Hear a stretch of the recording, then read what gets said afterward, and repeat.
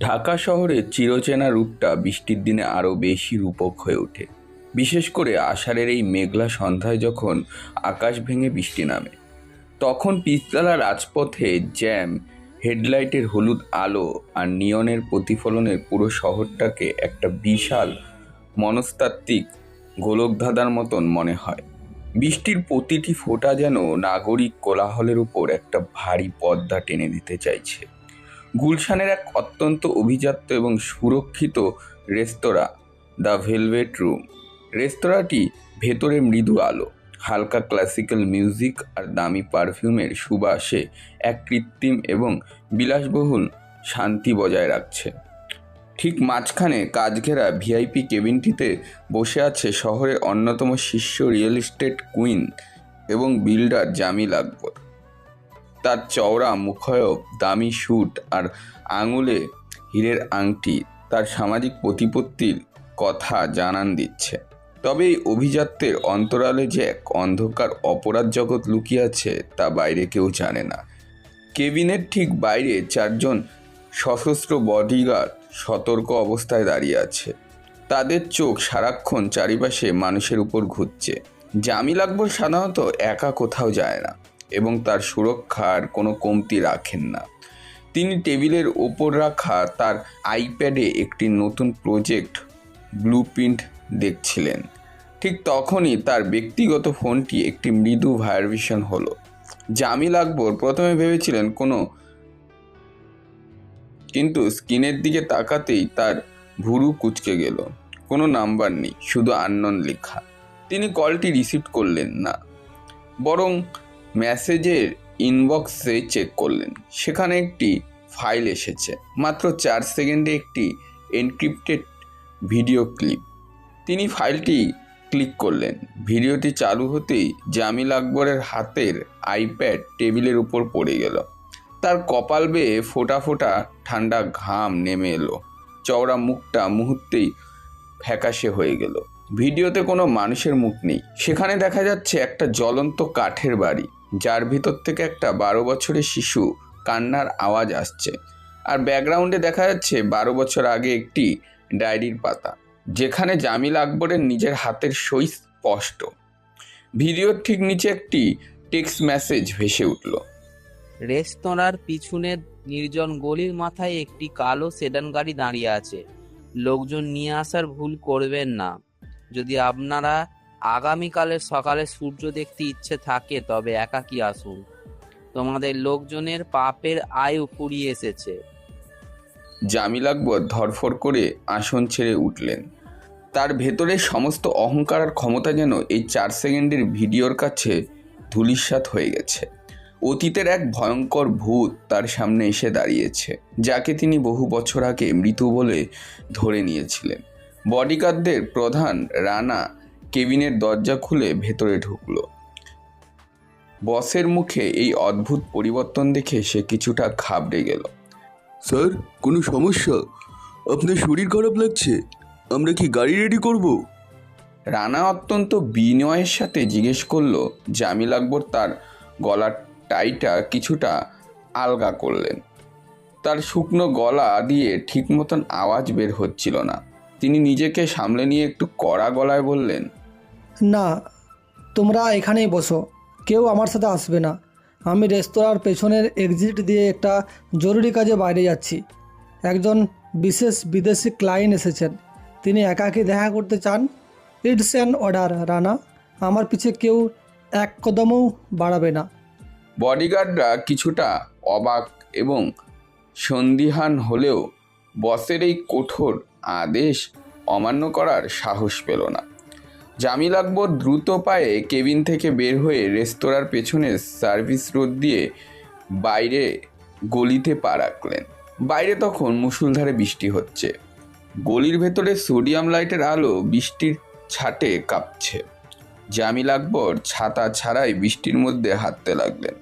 গলির ঠিক শেষ মাথায়, যেখানে অন্ধকারের তীব্রতা বেশি, সেখানে একটি কালো রঙের সাধারণ সেডান গাড়ি স্টার্ট বন্ধ করে দাঁড়িয়েছিল। গাড়ির গ্লাসগুলো সম্পূর্ণ কালো ফিল্মের ঢাকা। জামিল আকবর এদিক ওদিক তাকিয়ে চোরের মতন দ্রুত পায়ে গিয়ে গাড়ির পেছনের সিটের দরজা খুলে ভেতরে উঠে বসলেন। গাড়ির ভেতরের পরিবেশটা অদ্ভুত রকমের ঠান্ডা এবং নিস্তব্ধ। এসিটা ফুল স্পিডেই চলছে, যার কারণে বাইরের বৃষ্টির শব্দও ভেতরে ঢুকতে পারছে না। ড্রাইভিং সিটে একজন যুবক বসে আছে। তার মাথায় একটি কালো ক্যাপ, চোখে চশমা। ব্ল্যাক ভিউ মিররে শুধু তার ঠান্ডা এবং শান্ত স্থির দুটি চোখ দেখা যাচ্ছে। সেই চোখে কোনো রাগ বা উত্তেজনা নেই, আছে এক গভীর ভয়ানক শূন্যতা। তুমি কে? যা চেয়েছো আমি তাই করেছি। একা এসেছি। দয়া করে ওই ডায়েরি আর ভিডিওটার কারো সামনে এনো না। আমার পরিবার, আমার 1000 কোটি টাকার বিজনেস সব ধ্বংস হয়ে যাবে। তুমি কত টাকা চাও বলো? 1 কোটি, 5 কোটি? আমি এখনই ক্যাশ রেডি করে দেব। ড্রাইভিং সিটে বসা যুবকটি, যার আসল নাম শাকিল মাহমুদ, জামিল আকবর, কোনো কথার উত্তর দিল না। সে তার পকেট থেকে একটি ছোট্ট রিমোট বের করে গাড়ির পেছনের দরজায় চাইল্ড লকটা অ্যাক্টিভ করে দিল। তারপর অত্যন্ত ঠান্ডা মাথায় চাবিতে মোচড় দিয়ে গাড়িটি স্টার্ট দিল। গাড়িটা ধীরে ধীরে গলি থেকে বের হয়ে প্রগতি সরণির মূল সড়কের জ্যামের ভেতরে মিশে গেল। জামিল আকবর সিটের সাথে লেপ্টে রইল। তার মনে হতে লাগলো কোনো এক অদৃশ্য এবং লোহার শিকল তাকে আষ্টে পিষ্টে বেঁধে কোনো এক অন্ধকার এবং অজানা গহ্বরের দিকে নিয়ে যাচ্ছে, যেখান থেকে ফিরে আসার কোনো রাস্তাই নেই। পরের দিন সকাল ঠিক 9টা। ঢাকা মেট্রোপলিটন পুলিশের ডিবি ইয়ংয়ের 4 নম্বর জোন কোঅর্ডিনেটেড অফিস কক্ষ। রুমের ভেতরে থমথমে বাতাস কাঁপিয়ে ডিসি সাহেব টেবিলের উপর জামিল আকবরের নিখোঁজ হওয়ার প্রাথমিক ডায়েরির ফাইলটা ছুঁড়ে মারলেন। তার সামনে অত্যন্ত সোজা এবং গম্ভীর মুখে দাঁড়িয়ে আছে সাব ইন্সপেক্টর মায়া চৌধুরী। মায়ার পরনে ডিবির ফর্মাল জ্যাকেট, চুলে শক্ত করে বাঁধা পনিটেল। গত রাতে সে মাত্র 2 ঘন্টা ঘুমিয়েছে, কিন্তু তার তীক্ষ্ণ এবং শিকারী চোখের দৃষ্টিতে ক্লান্তির কোনো চিহ্নই নেই। মায়া, 24 ঘন্টা পার হয়ে গেছে, অথচ শহরের একজন শীর্ষ রিয়েল এস্টেট বিজনেসম্যানের কোনো খোঁজ নেই। মিনিস্টার থেকে প্রতি 10 মিনিটে ফোন আসছে। মিডিয়া অলরেডি ক্রাইম রিপোর্টিং শুরু করে দিয়েছে, অথচ আমরা কিছুই করতে পারছি না। রেস্তোরাঁর বডিগার্ডরা বলেছে জামিল আকবর নিজেই নাকি পেছনের দরজা দিয়ে হেঁটে গিয়ে কোনো এক গাড়িতে উঠেছেন। সিসিটিভি ফুটেজও কোনো জোর জবরদস্তি বা কিডন্যাপিংয়ের চিহ্ন নেই। How is this possible? একটা মানুষ কি বাতাসে মিলিয়ে গেল? মায়া এক কদম এগিয়ে টেবিল থেকে ফাইলটা তুলে নিল। সে শান্ত, ক্লান্ত, দৃঢ় গলায় উত্তর দিল, স্যার, একে সাধারণ অপহরণ বা কিডন্যাপিং বলাটা টেকনিক্যালি ভুল হবে। এটা অত্যন্ত নিখুঁতভাবে পরিকল্পিত এক ধরনের সাইকোলজিক্যাল ট্র্যাপ। জামিল আকবরের মতো একজন ধুরন্ধর, প্রভাবশালী এবং 4 জন সশস্ত্র বডিগার্ড নিয়ে চলা মানুষ কখনো কোনো সাধারণ হুমকিতে এভাবে নিজের সুরক্ষা ছেড়ে একাকী অন্ধকারের মধ্যে হেঁটে যাবে না। তাকে এমন কিছু দিয়ে ব্ল্যাকমেল করা হয়েছে যা তার জীবনের চেয়েও দামি। অপরাধী তাকে শারীরিক শক্তির জোরে নয়, বরং মানসিক শক্তির জোরে বাধ্য করেছে নিজের পায়ে হেঁটে ফাঁদে গিয়ে বসতে। আমি কোনো থিওরি বা লজিক শুনতে চাই না মায়া, আমার রেজাল্ট চাই। রেস্তোরাঁর সেই ভিআইপি কেবিন থেকে তোমরা কি আলামত পেয়েছো? মায়া তার পকেট থেকে একটা ট্রান্সপারেন্ট পলিথিন ব্যাগ মোড়ানো ছোট্ট কাগজের চিরকুট বের করে টেবিলের উপর রাখলো। জামিল আকবরের ফেলে যাওয়া আইপ্যাডের কভারের ভেতর থেকে এটি উদ্ধার করা হয়েছিল। চিরকুটে কোনো হাতের লেখা নেই, কম্পিউটারে টাইপ করা অক্ষরে ঠান্ডা ভাষায় লেখা রয়েছে, তোমাদের লোকজনের পাপের আয়ু ফুরিয়ে এসেছে, হিসেব নেয়ার সময় শুরু। স্যার, এই চিরকুটের ভাষা এবং জামিল আকবরের নিখোঁজ হওয়া দুটোই ইঙ্গিত করছে যে এর পেছনে কোনো মুক্তিপণের বিষয় নেই। অপরাধী যদি টাকা চাইতো তবে বডিগার্ডদের মাধ্যমেই ডিমান্ড নোট পাঠাতো। এটা কোনো পুরনো এবং গভীর অতীত থেকে উঠে আসা প্রতিশোধের খেলা, আর আমি সেই অতীতের শেষ সীমানা পর্যন্ত যাব স্যার। ডিসি সাহেব মায়ার দিকে কিছুক্ষণ তাকিয়ে রইলেন। তিনি জানেন মায়া চৌধুরী ডিবির অন্যতম সেরা ইনভেস্টিগেটর, যে একবার কোনো কেসের পেছনে লাগলে তা শেষ না করেই ছাড়ে না। ঠিক আছে মায়া, এই কেসের পুরো দায়িত্ব তোমাকে দেওয়া হলো। স্পেশাল ফোর্সের যত সাপোর্ট লাগে তুমি পাবে। কিন্তু মনে রেখো, আগামী 48 ঘন্টার মধ্যে আমার প্রোগ্রেস চাই। Yes sir. মায়া স্যালুট দিয়ে অফিস কক্ষ থেকে বের হয়ে এলো। করিডর দিয়ে হাঁটার সময় তার চোখের সামনে শুধু ভাসছিল সেই চিরকুটের লেখাটা। তোমাদের লোকজনের পাপের আয়ু ফুরিয়ে এসেছে, হিসেব নেয়ার সময় শুরু। মায়া বুঝতে পারল এই শহরের বুকে এক নতুন ছায়া কিশোরী তার খেলা শুরু করেছে এবং এই খেলার প্রথম চালটি অত্যন্ত নিখুঁতভাবে চালনা করা হয়েছে। মায়া মনোযোগ সহকারে কাজ শুরু করে দিল। ডিসি সাহেব জানতো মায়া একবার যে কাজটা হাতে নেয় সেটা শেষ করেই দম নেয়। এতটাই দক্ষ আর ইন্টেলিজেন্স মায়া চৌধুরী। মায়া মনোযোগ সহকারে কাজ শুরু করে দিল। ডিসি সাহেব জানতো মায়া একবার যে কাজে হাত দেয় সেটা শেষ না করে দম নেয় না। এতটাই দক্ষ আর ইন্টেলিজেন্ট অফিসার মায়া চৌধুরী। জামিল আকবরের নিখোঁজ হওয়ার পরে কেটে গেল পুরো একটা সপ্তাহ। ঢাকা শহরের চিরচেনা ব্যস্ততা, ট্রাফিকের ক্লান্তি আর নিয়ন আলোর ঝলকানিতে সেই রহস্যময় আষাঢ়ের রাতটি ঢাকা পড়ে গেলেও ডিবি পুলিশের হেডকোয়ার্টারে 4 নম্বর ইন্টারগেশন সেলটি এখনও আলো জ্বলছে। টেবিলের উপর ছড়িয়ে ছিটিয়ে আছে অসংখ্য ফাইল, শহরের বিভিন্ন ট্রাফিক সিগন্যালের সিসিটিভি ফুটেজ, প্রিন্ট আউট এবং জামিল আকবরের বিগত 10 বছরের ব্যবসায়িক লেনদেন খতিয়ান। মায়া চৌধুরী তার চশমাটা টেবিলের উপর রাখল। গত 48 ঘন্টা সে মাত্র 3 ঘন্টা ঘুমিয়েছে। তার চোখের নিচে কালচে ছায়া পড়েছে, কিন্তু দৃষ্টিতে এখনও সেই শিকারী বাজের তীক্ষ্ণতা। সে ভালো করেই জানে জামিল আকবরের মতন একজন ধুরন্ধর এবং প্রভাবশালী মানুষ কোনো সাধারণ হুমকিতে এভাবে নিজের বডিগার্ড ফেলে একাকী কোনো অজানা গাড়িতে গিয়ে উঠবে না। হঠাৎ দরজায় টোকা পড়ল। মায়ার বিশ্বস্ত কনস্টেবল রাফিক ভেতরে ঢুকলো। তার হাতে একটি নতুন ফাইল এবং একটি নীল রঙের খাম। ম্যাডাম, একটা নতুন আপডেট আছে, তবে জিনিসটা একটু অদ্ভুত এবং আকাঙ্ক্ষাজনক। কি অদ্ভুত রফিক? জামিল আকবরের গাড়ির কোনো সন্ধান পাওয়া গেছে? না ম্যাডাম, গাড়ির কোনো টেস্ট নেই। অপরাধী এতটাই চতুর যে সে গুলশান আর প্রাকৃতিক সারণী সিসিটিভি ক্যামেরার রাইড প্ল্যানগুলো খুব ভালো করে জানত। গাড়িটি বাড্ডা পার হওয়ার পর যেন বাতাসে মিশে গেছে। কিন্তু অদ্ভুত বিষয় হলো এই নীলখামটা আজ সকালে ঠিক 8:30টার বিজয়নগরে একজন টায়ার ব্যবসায়ী নামক মনসুর আলী তার অফিসের সামনে গাড়ি থেকে নামার সময় নিখোঁজ হয়ে যান। মায়ার কপাল কুঁচকে গেল। মনসুর আলী? তার সাথে জামিল আকবরের কোনো ব্যবসায়িক বা পারিবারিক যোগাযোগ আছে? কাগজে কলমে কোনো যোগাযোগ নেই ম্যাডাম। জামিল আকবর রিয়েল অ্যাসিস্ট্যান্ট জায়ান্ট, আর মনসুর আলী পুরাতন ঢাকা কেন্দ্রীয় টায়ার এক্সপোর্টার। কিন্তু মনসুর আলী বিয়ে আমাদের জানিয়েছেন নিখোঁজ হওয়ার পরই ঠিক 10 মিনিট আগে মনসুর আলীর টেবিলে এই নীল খামটা পাওয়া গিয়েছিল। ভেতরে কোনো চিঠি নেই, শুধু একটা শব্দ টাইপ করা, দ্বিতীয়। আর তার নিচে ঠিক জামিল আকবরের কেবিনে পাওয়া চিরকুটের মতো লেখা আছে, তোমাদের লোকজনে পাপের আয়ও ফুরিয়ে এসেছে, হিসাব নেওয়ার সময় শুরু।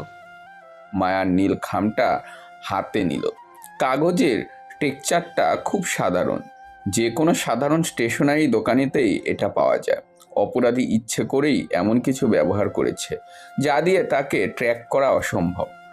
মায়া চেয়ার ছেড়ে উঠে দাঁড়ালো। সে ঘরের দেওয়ালে টাঙানো বিশাল বোর্ডের জামিল আকবর এবং মনসুর আলীর ছবির পাশাপাশি পিন দিয়ে আটকালো। দুটো সম্পূর্ণ আলাদা মানুষ, আলাদা ব্যবসা, আলাদা লাইফস্টাইল, কিন্তু অপরাধী এক। তার মানে তাদের কানেকশন ব্যবসায়িক নয়, কানেকশনটা অন্য কোথাও। কোথায় কালেকশন? এটাই তো আমাদের বের করতে হবে। তুমি এক কাজ করো, এদের দুজনের অতীত লাইফ বের করো। আজ থেকে 10 বা 15 বছর আগে এরা কোথায় ছিল, কি করতো, কোনো কমন মামলা বা কোনো কমন গ্রামের সাথে এদের যোগাযোগ ছিল কি না, সব আমার আগামী 3 ঘন্টার মধ্যে চাই। রাফিক স্যালুট দিয়ে চলে গেল। মায়া জানলার পাশে গিয়ে দাঁড়ালো। বাইরে তখন সকালের রোদে তপ্ত হতে শুরু করেছে। মায়ার ষষ্ঠ ইন্দ্রিয় বলছে অপরাধী কোনো সাধারণ খুনি বা অপহরণকারী নয়। সে একজন দক্ষ দাবাড়ুর মতন চাল চেলেছে, যেখানে প্রতিটি গুটি অত্যন্ত নিখুঁতভাবে হিসেব করে চাল করা হয়েছে। ঠিক 3 ঘন্টা পর ডিবির ডাটাবেস এবং পুরনো আর্কাইভডে ঘেটে রাফিক যে তথ্য নিয়ে এলো তা মায়া পুরো তদন্তর মোড় ঘুরিয়ে দিল। ম্যাডাম, আপনি ঠিকই ধরেছিলেন। আজ থেকে ঠিক 12 বছর আগে, অর্থাৎ 2014 সালে মনসুর আলী আর জামিল আকবর দুজনেই একটা বিশেষ ঘটনার সাথে জড়িত ছিলেন। তখন জামিল আকবরের আজকের মতো বড় বিল্ডার ছিলেন না। তিনি বাড়িয়া অঞ্চলের জমি দখল এবং বালু মাহালের সিন্ডিকেট নিয়ন্ত্রণ করতেন, আর মনসুর আলী ছিলেন তার সেই অবৈধ টাকার অন্যতম ফ্রাইন্সার। বড়িয়া গ্রাম? মায়ার মনের ভেতরে একটা ঘন্টা বেজে উঠল। সেখানে কি হয়েছিল 12 বছর আগে? সেখানে একটা বিশাল জমি সংক্রামক জালিয়াতি এবং হত্যাকাণ্ড ঘটিয়েছিল ম্যাডাম। বাড়িয়া গ্রামের একটা পুরো মধ্যবিত্তকে পারিবারিক রাতামতো উচ্ছেদ করা, তাদের জন্য বাড়িতে আগুন দেওয়া হয়েছিল। আগুনে পুড়ে সেই পরিবারের কর্তা এবং তার স্ত্রী মারা যান। কাগজে কলমে সেটাকে বৈদ্যুতিক শর্ট সার্কিট লেগে লাগানো আগুন বলে ধামাচাপা দেওয়া হয়েছিল।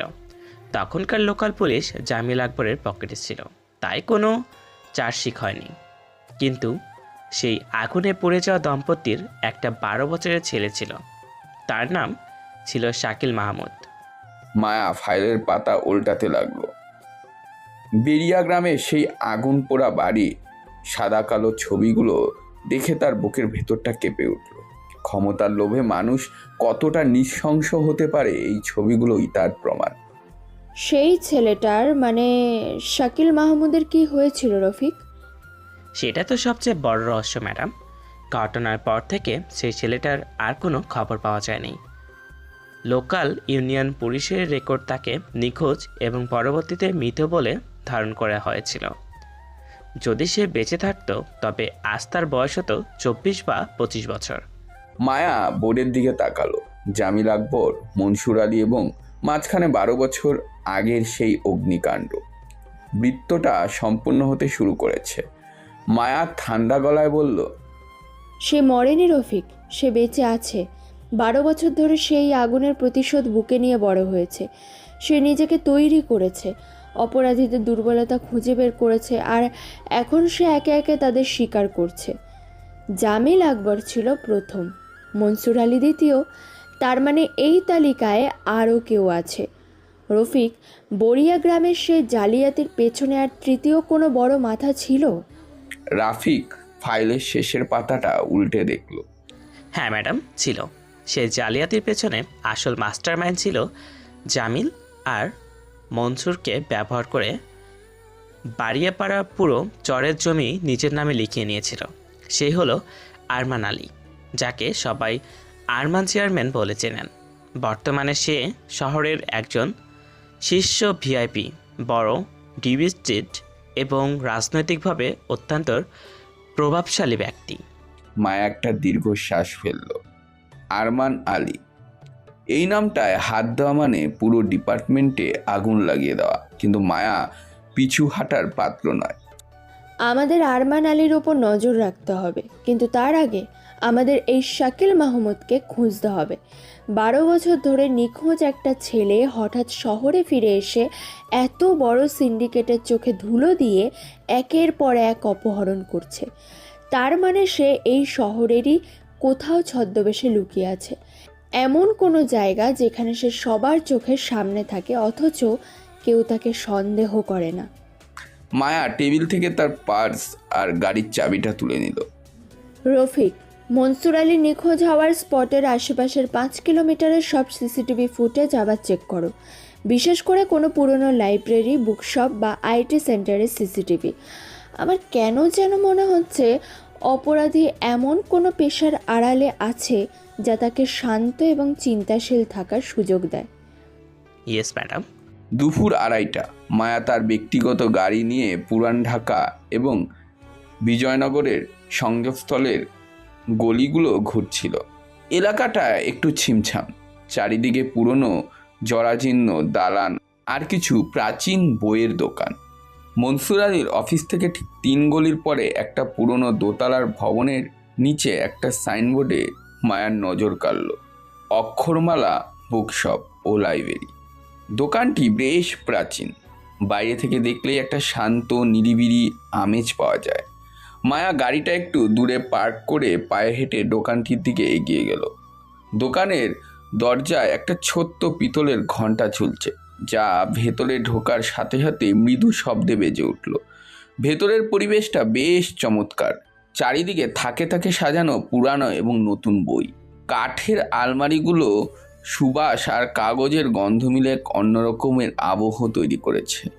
দোকানের কাউন্টারে একটা ছেলে বসে আছে, তার পরনে একটি সাধারণ হালকা নীল শার্ট, চোখে চশমা। সে খুব মনোযোগ দিয়ে একটা পুরনো ডায়েরির পাতা উল্টাচ্ছিল। মায়ার পায়ের শব্দ পেয়ে ছেলেটি মাথা তুলল। তার মুখ অত্যন্ত শান্ত, চোখ দুটিতে এক অদ্ভুত গভীরতা এবং স্থিরতা রয়েছে। সে মৃদু হেসে বলল, স্বাগতম। কোনো নির্দিষ্ট বই খুঁজছেন? মায়া কাউন্টারের সামনে গিয়ে দাঁড়ালো। তার পুলিশ আই ছেলেটিকে উপর থেকে নিচ পর্যন্ত পরখ করে নিল। ছেলেটির বয়স 24-25-এর কাছাকাছি হবে। আমি একটু পুরনো ইতিহাসের বই খুঁজছিলাম, বিশেষ করে ঢাকার আশেপাশের অঞ্চলের বা পুরনো গ্রামীণ জনপদের ইতিহাস। ছেলেটির ডায়েরিটা বন্ধ করে উঠে দাঁড়ালো। তার প্রতিটি নড়াচড়া অত্যন্ত পরিমিত এবং সুশৃঙ্খল। সে পেছনের একটা আলমারির দিকে ইঙ্গিত করে বলল, এই ডান দিকের সেকশনটায় পুরোনো দিনের কিছু গ্যাজেট আর ইতিহাস পাবেন। আর যদি নির্দিষ্ট কোনো অঞ্চলের কথা বলেন তবে আমি খুঁজে দেখতে পারি। মায়া আলমারির দিকে না গিয়ে সরাসরি ছেলেটির চোখের দিকে তাকালো। বড়িয়া অঞ্চলের কোনো পুরনো ইতিহাস বা রেকর্ড আছে আপনার কাছে? বাড়িয়া শব্দটা শোনার পরে ছেলেটার চোখের পলক কাঁপল না, তার মুখের হাসিতেও বিন্দুমাত্র পরিবর্তন এলো না। সে অত্যন্ত স্বাভাবিক গলায় বলল, বাড়িয়া, সাভার বা মুন্সিগঞ্জের দিকে কোনো গ্রাম বোধ হয়, ঠিক নিশ্চিত নই। তবে আমাদের লোকাল হিস্ট্রি সেকশনে ঢাকার চারপাশে কিছু পুরনো ম্যাপ আছে, আপনি দেখতে পারেন। মায়া একটা বই হাতে নিয়ে পাতা উল্টাতে উল্টাতে বলল, আপনার দোকানটা বেশ পুরনো মনে হচ্ছে। আপনি কতদিন ধরে আছেন এখানে? তা বছর 3 হবে। এর আগে এই দোকানের মালিক ছিলেন এক বৃদ্ধ ভদ্রলোক। তিনি মারা যাওয়ার পর আমি এটা দেখাশোনা করছি। আমার নাম শাকিল মাহমুদ। ছেলেটি এত সহজ এবং সরাসরি নিজের আসল নাম বলে দেবে তা মায়া আশাই করেনি। মায়ার বুকের ভেতরে একটা তীব্র উত্তেজনা খেলা করে গেল। সে কি তবে তার কাঙ্ক্ষিত মানুষটিকে পেয়ে গেছে, নাকি এটা অপরাধের কোনো নতুন চাল? মায়া বইটা টেবিলের উপর রেখে বলল, শাকিল মাহমুদ নামটা বেশ সুন্দর। তবে আজকালকার যুবকেরা যেখানে আইটি বা কর্পোরেট জবে ছুটছে, সেখানে আপনি এই ধুলোবালি আর বইয়ের মাঝে নিজেকে আটকে রেখেছেন কেন? শাকিল কাউন্টারে 2 হাত রেখে মায়ার দিকে একটু ঝুঁকে বসলো। তার চোখে এক তীক্ষ্ণ আলো খেলে গেল। সে শান্ত কণ্ঠে বলল, বই মানুষকে শান্ত রাখে ম্যাডাম। আর ইতিহাসের পাতায় উল্টালে একটা জিনিস খুব পরিষ্কার বোঝা যায়। মানুষ মনে করে যে তার অপরাধ লুকিয়ে ফেলেছে, কিন্তু সময় ঠিকই তার হিসেবের খাতা খুলে বসে। আমি শুধু সেই খাতাগুলোর দেখভাল করি। শাকিলের এই রহস্যময় কথাটির মায়া মেরুদণ্ডের দিয়ে একটা শীতল স্রোত বইয়ে দিল। মায়া নিশ্চিত হয়ে গেল এই শান্ত লাইব্রেরিয়ানের আড়ালে এক ভয়ঙ্কর ছায়া কিশোরী লুকিয়ে আছে, কিন্তু এই মুহূর্তে তার কাছে কোনো প্রমাণ নেই। তাকে এই বুনো জালের সুতো অত্যন্ত সাবধান এবং আলগা করতে হবে। মায়া তার মানিব্যাগ থেকে একটা ভিজিটিং কার্ড বের করে শাকিলের সামনে রাখলো। আমি মায়া চৌধুরী, ডিবিতে আছি। এই এলাকায় একটা তদন্তের কাজে এসেছিলাম। আপনার দোকানটা ভালো লাগলো, আবার আসবো। শাকিল কার্ডটা হাতে নিয়ে দেখলো, তারপর চশমাটা ঠিক করে বলল, অবশ্যই আসবেন অফিসার মায়া। অক্ষরমালার দরজা সবার জন্য খোলা, বিশেষ করে যারা হারিয়ে যাওয়া জিনিসের সন্ধান করছে তাদের জন্য অবশ্যই। মায়া দোকান থেকে বের হয়ে এলো। পিতলের ঘণ্টাটি আবার বেজে উঠল। বাইরে তখন বিকালের আলো মিলিত হতে শুরু করেছে। মায়া গাড়িতে উঠে বসলো, কিন্তু তার মন পড়ে রইল সেই অন্ধকার লাইব্রেরির শান্ত ছেলেটার দিকে। সে বুঝতে পারল এক দীর্ঘ এবং মনস্তাত্ত্বিক যুদ্ধের প্রথম চালটি চালা হয়ে গিয়েছে। মায়া গাড়িতে উঠে বসলো, কিন্তু তার মনে পড়ে রইল অক্ষরমালা বুকশপ থেকে বের হওয়ার পর মায়ার মাথার ভেতরে শুধু একটা কথাই ঘুরপাক খাচ্ছিল। মানুষ মনে করে সে তার অপরাধ লুকিয়ে ফেলেছে, কিন্তু সময় ঠিকই তার হিসেবের খাতা খুলে দেয়। একজন সাধারণ লাইব্রেরিয়ানের মুখে এই কথাটি কোনো সাধারণ কাকতালীয় বিষয় হতে পারে না। মায়া ডিবি অফিসে ফিরে এসে সরাসরি বেরিয়া গ্রামের 12 বছর আগের সেই কেস ফাইলটা আবার টেবিলের উপর রাখলো। সে শাকিল মাহমুদের ছবিটার সাথে আজকে সেই শান্ত চশমা পরা লাইব্রেরিয়ানের মুখটা মেলানোর চেষ্টা করলো। 12 বছরের ব্যবধানে একটা 12 বছরের শিশুর অবয়ব কতটা বদলে যেতে পারে। চোখের মনি, চিবুকের গঠন আর কথা বলার ধরন সব কিছুর ইঙ্গিত করছে যে এই ছেলেটি বেরিয়া গ্রামে সেই হারিয়ে যাওয়া শাকিল মাহমুদ। কিন্তু আইন শুধু ইঙ্গিতে চলে না, আইনের প্রয়োজন অকাট্য প্রমাণ। হঠাৎ মায়ার ফোনের স্ক্রিন জ্বলে উঠল, কোনো নাম্বার নয়, স্ক্রিনে ভেসে উঠল একটা রেস্ট্রিক্টেড আইডি। মায়া কলটি রিসিভ করতে ওপাশ থেকে একটি ভারী যান্ত্রিক ও বিকৃত কণ্ঠ ভেসে এলো। অফিসার মায়া চৌধুরী, আপনি বুনো জালের খুব কাছাকাছি চলে এসেছেন, কিন্তু মনে রাখবেন শিকারীর খুব কাছে চলে এলে শিকারী নিজেই অনেক সময় ফাঁদে পড়ে যায়। মায়া শক্ত গলায় বলল, শাকিল মাহমুদ, আমি জানি তুমি বলছো। জামিল আকবর আর মনসুর আলী কোথায়? আইন নিজের হাতে তুলে নেওয়ার অধিকার তোমাকে কেউ দেয়নি। ওপাশ থেকে একটা মৃদু ঠান্ডা হাসির শব্দ শোনা গেল। আইন? যে আইন 12 বছর আগে বরিয়া গ্রামে একটা নিষ্পাপ পরিবারের চিৎকার শুনতে পায়নি, সেই আইনের কথা আপনি বলছেন? আমি কোনো আইন ভাঙছি না অফিসার, আমি শুধু প্রকৃতির বিচারকে ত্বরান্বিত করছি। আরমান আলীকে বলবেন তার রাতের ঘুম যেন সে এখনই হারাম করে নেয়। হিসাবের দিন চলে এসেছে। ক্লিক করে ফোনটা কেটে গেল। মায়া কাল বিলম্ব না করে টেকনিক্যাল উইংকে ফোনটা ট্র্যাক করতে বলল, কিন্তু 2 মিনিটের মধ্যে রিপোর্ট এলো। ফোনটি একটি ওয়ান টাইম ভার্চুয়াল আইপি ব্যবহার করে করা হয়েছে, যার মূল লোকেশন ট্র্যাক করা অসম্ভব। পরের দিন সকাল, মায়া সিদ্ধান্ত নিল সে সরাসরি আরমান আলীর মুখোমুখি হবে। আরমান আলী বর্তমান শহরের একজন অত্যন্ত প্রভাবশালী ব্যবসায়ী এবং রাজনৈতিক ব্যক্তিত্ব। কারবাব বাজারের তার বিশাল বহুতল কর্পোরেট অফিস 15 তলায় যখন মায়া পৌঁছলো, তখন চারিপাশে কঠোর নিরাপত্তার ব্যবস্থা দেখে যে কেউ ভরকে যেতে বাধ্য।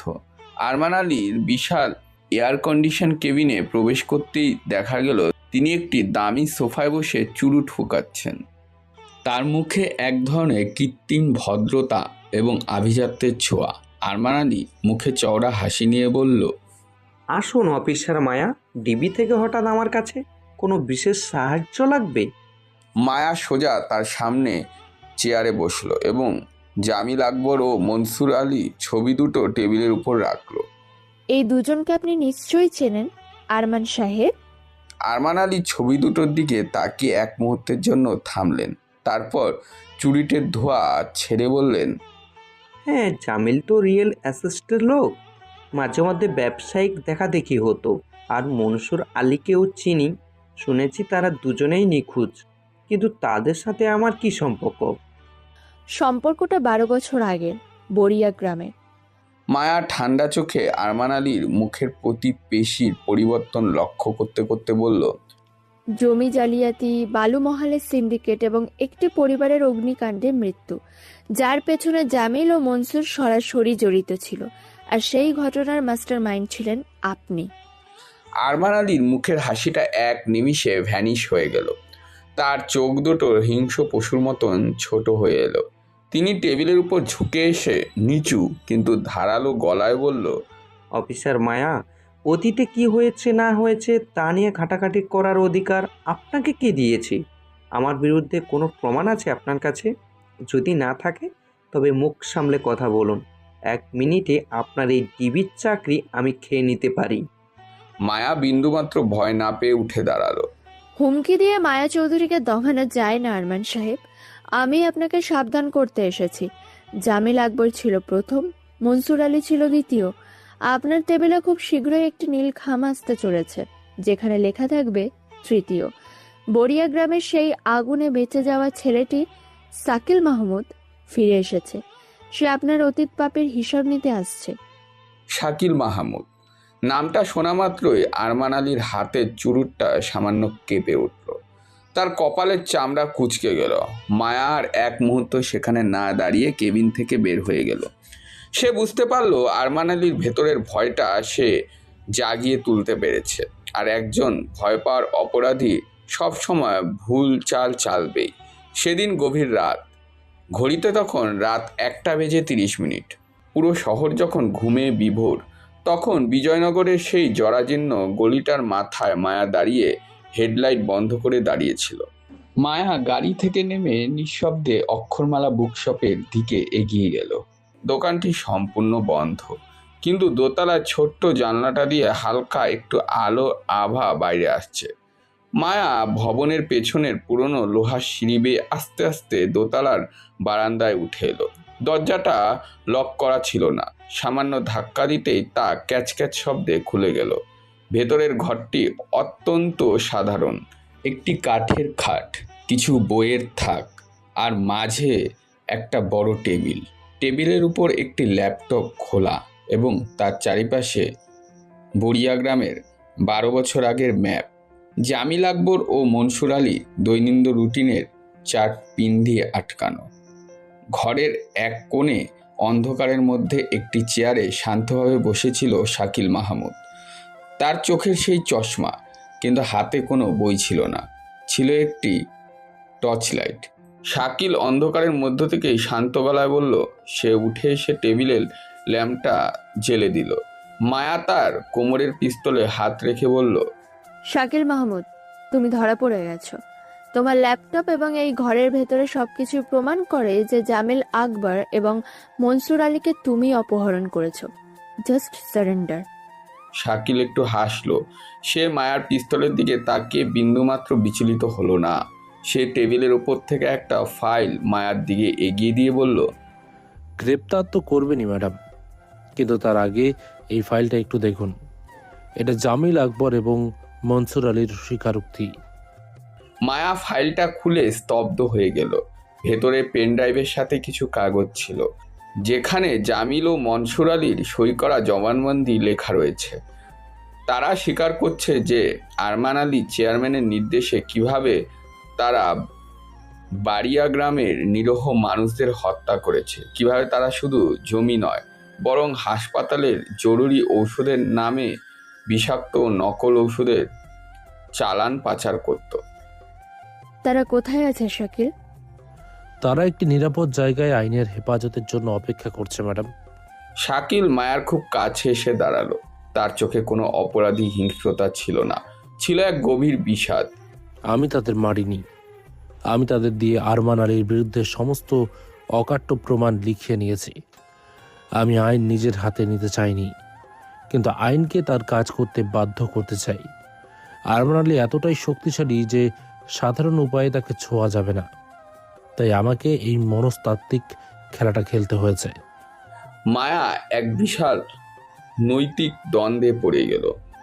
একদিকে তার পরা পোশাকের আইনি দায়িত্ব, যা বলছে শাকিল একজন অপহরণকারী এবং তাকে গ্রেফতার করা উচিত। অন্যদিকে তার ভেতরের মানুষটি বলছে শাকিল যা করেছে তা না করলে আরমান আলীর মতন রাঘব বোয়ালেরা কোনোদিনও শাস্তির মুখোমুখি হবে না। শাকিল ল্যাপটপের স্ক্রিনের দিকে ইশারা করলো। আরমান আলী অলরেডি তার চাল চালতে শুরু করেছে। সে বুঝতে পেরেছে তার পতন নিশ্চিত। তাই সে আজ রাতেই তার ছেলে রাশেদকে নিয়ে বর্ডারের দিকে পালানোর পরিকল্পনা করছে। সে দেশ ছাড়লে তাকে আর কোনোদিনও ধরা যাবে না। এখন সিদ্ধান্ত আপনার অফিসার মায়া। আপনি কি আমাকে গ্রেপ্তার করে আরমান আলীকে পালিয়ে যাওয়ার সুযোগ করে দেবেন, নাকি প্রহরীর সাথে হাত মিলিয়ে আসল পিশাচটার পতন ঘটাবেন? ঘরের ভেতরের বাতাস এক মুহূর্তের জন্য থমকে গেল। মায়া শাকিলের চোখে গম্ভীরতার দিকে তাকালো এবং তার পিস্তলটা আস্তে আস্তে হোলস্টারে ফিরিয়ে নিল। মায়া শক্ত গলায় বলল, আমি তোমাকে 24 ঘন্টা সময় দিচ্ছি শাকিল। এর মধ্যে যদি আরমান আলীকে বর্ডার পার হওয়ার আগে অকাট্য প্রমাণ সহ ধরতে না পারি, তবে প্রথম হ্যান্ডকাফটা তোমার হাতেই পড়বে। শাকিল মুচকি হাসল, তার চোখে এক নতুন প্রত্যয় ফুটে উঠল। ধন্যবাদ অফিসার মায়া। তাহলে আজ রাতেই শুরু হোক আমাদের চূড়ান্ত অপারেশন। রাত তখন 3:15। মেঘনার চরাঞ্চল কুয়াশা আর আষাঢ়ে বৃষ্টির এক অদ্ভুত যুগলবন্দি তৈরি হয়েছে। চারিদিকে ঘুটঘুটে অন্ধকার, শুধু নদীর তীব্র ঢেউয়ের গর্জন আর দূর থেকে ভেসে আসা ট্রেলারের ইঞ্জিনের ভটভট শব্দ সেই গভীর নীরবতাকে ভেঙে চুরমার করে দিয়েছে। এই দুর্গম চরাঞ্চলটি আরমান আলীর চেয়ারম্যানের পুরো আস্তানা। আইন শৃঙ্খলা চোখ ফাঁকি দিয়ে যে কোনো অবৈধ মালামাল পারাপার বা শহর থেকে পালিয়ে যাওয়ার জন্য এই রুটটি তার সবচেয়ে বড় ভরসা। একটি কালো রঙের স্পিডবোটের চরে নির্জন ঘাটে এসে ভিড়ল। বোট থেকে নামলো আরমান আলী এবং তার ছেলে রাশেদ। আরমান আলীর পরনে সাধারণ একটা লুঙ্গি আর চাদর, চেনা সেই দামি স্যুট আর ভিআইপি আভিজাত্য লেশমাত্র নেই সেখানে। তার চোখে এখন তারা খাওয়া পশুর মতন তীব্র আতঙ্ক। তার পেছনে ছায়ার মতন লেগে রয়েছে 4 জন বিশ্বস্ত এবং সশস্ত্র দেহরক্ষী। রাশেদ চারপাশে তাকাতে তাকাতে ফিস করে বলল, বাবা, ট্রলার রেডি। আর আধা ঘন্টার মধ্যে বর্ডার ক্রস করে আন্তর্জাতিক জলসীমায় ঢুকে যাব। তার গলা ভয়ে কাঁপছে। আরমান আলী গায়ের চাদরটা ভালো করে জড়িয়ে নিয়ে একটা দীর্ঘশ্বাস ফেলল। শহরের সব পুলিশ গুলশান আর উত্তরায় চেকপোস্ট বসিয়েছে। তারা ভাবতেও পারেনি আমি এই চোরের রাস্তা ধরব। কিন্তু এই ডিবির মেয়ে মায়া আর বরিয়ার সেই ছোড়া শাকিল, ওদের আমি ছাড়বো না। একবার ওপারে গিয়ে লোবিং ঠিক করতে পারলে ওদের আমি জ্যান্ত কবর দেব। কাকে জ্যান্ত কবর দেবেন আরমান সাহেব? অন্ধকারের মধ্য থেকে একটি শান্ত, ঠান্ডা এবং অতি পরিচিত কণ্ঠস্বর ভেসে এলো। আরমান আলী এবং তার বডিগার্ডরা চমকে উঠে হাটের টর্চের আলো ফেললেন সামনের দিকে। ঘাটের ঠিক মুখোমুখি একটি পুরনো কাঠের জেটির উপর দাঁড়িয়ে আছে শাকিল মাহমুদ। তার চোখে কোনো চশমা নেই, পরনে একটি কালো জ্যাকেট। চরের তীব্র বাতাসে তার চুলগুলো উঠছে। তার ঠিক পাশেই দাঁড়িয়ে আছে সাব ইন্সপেক্টর মায়া চৌধুরী।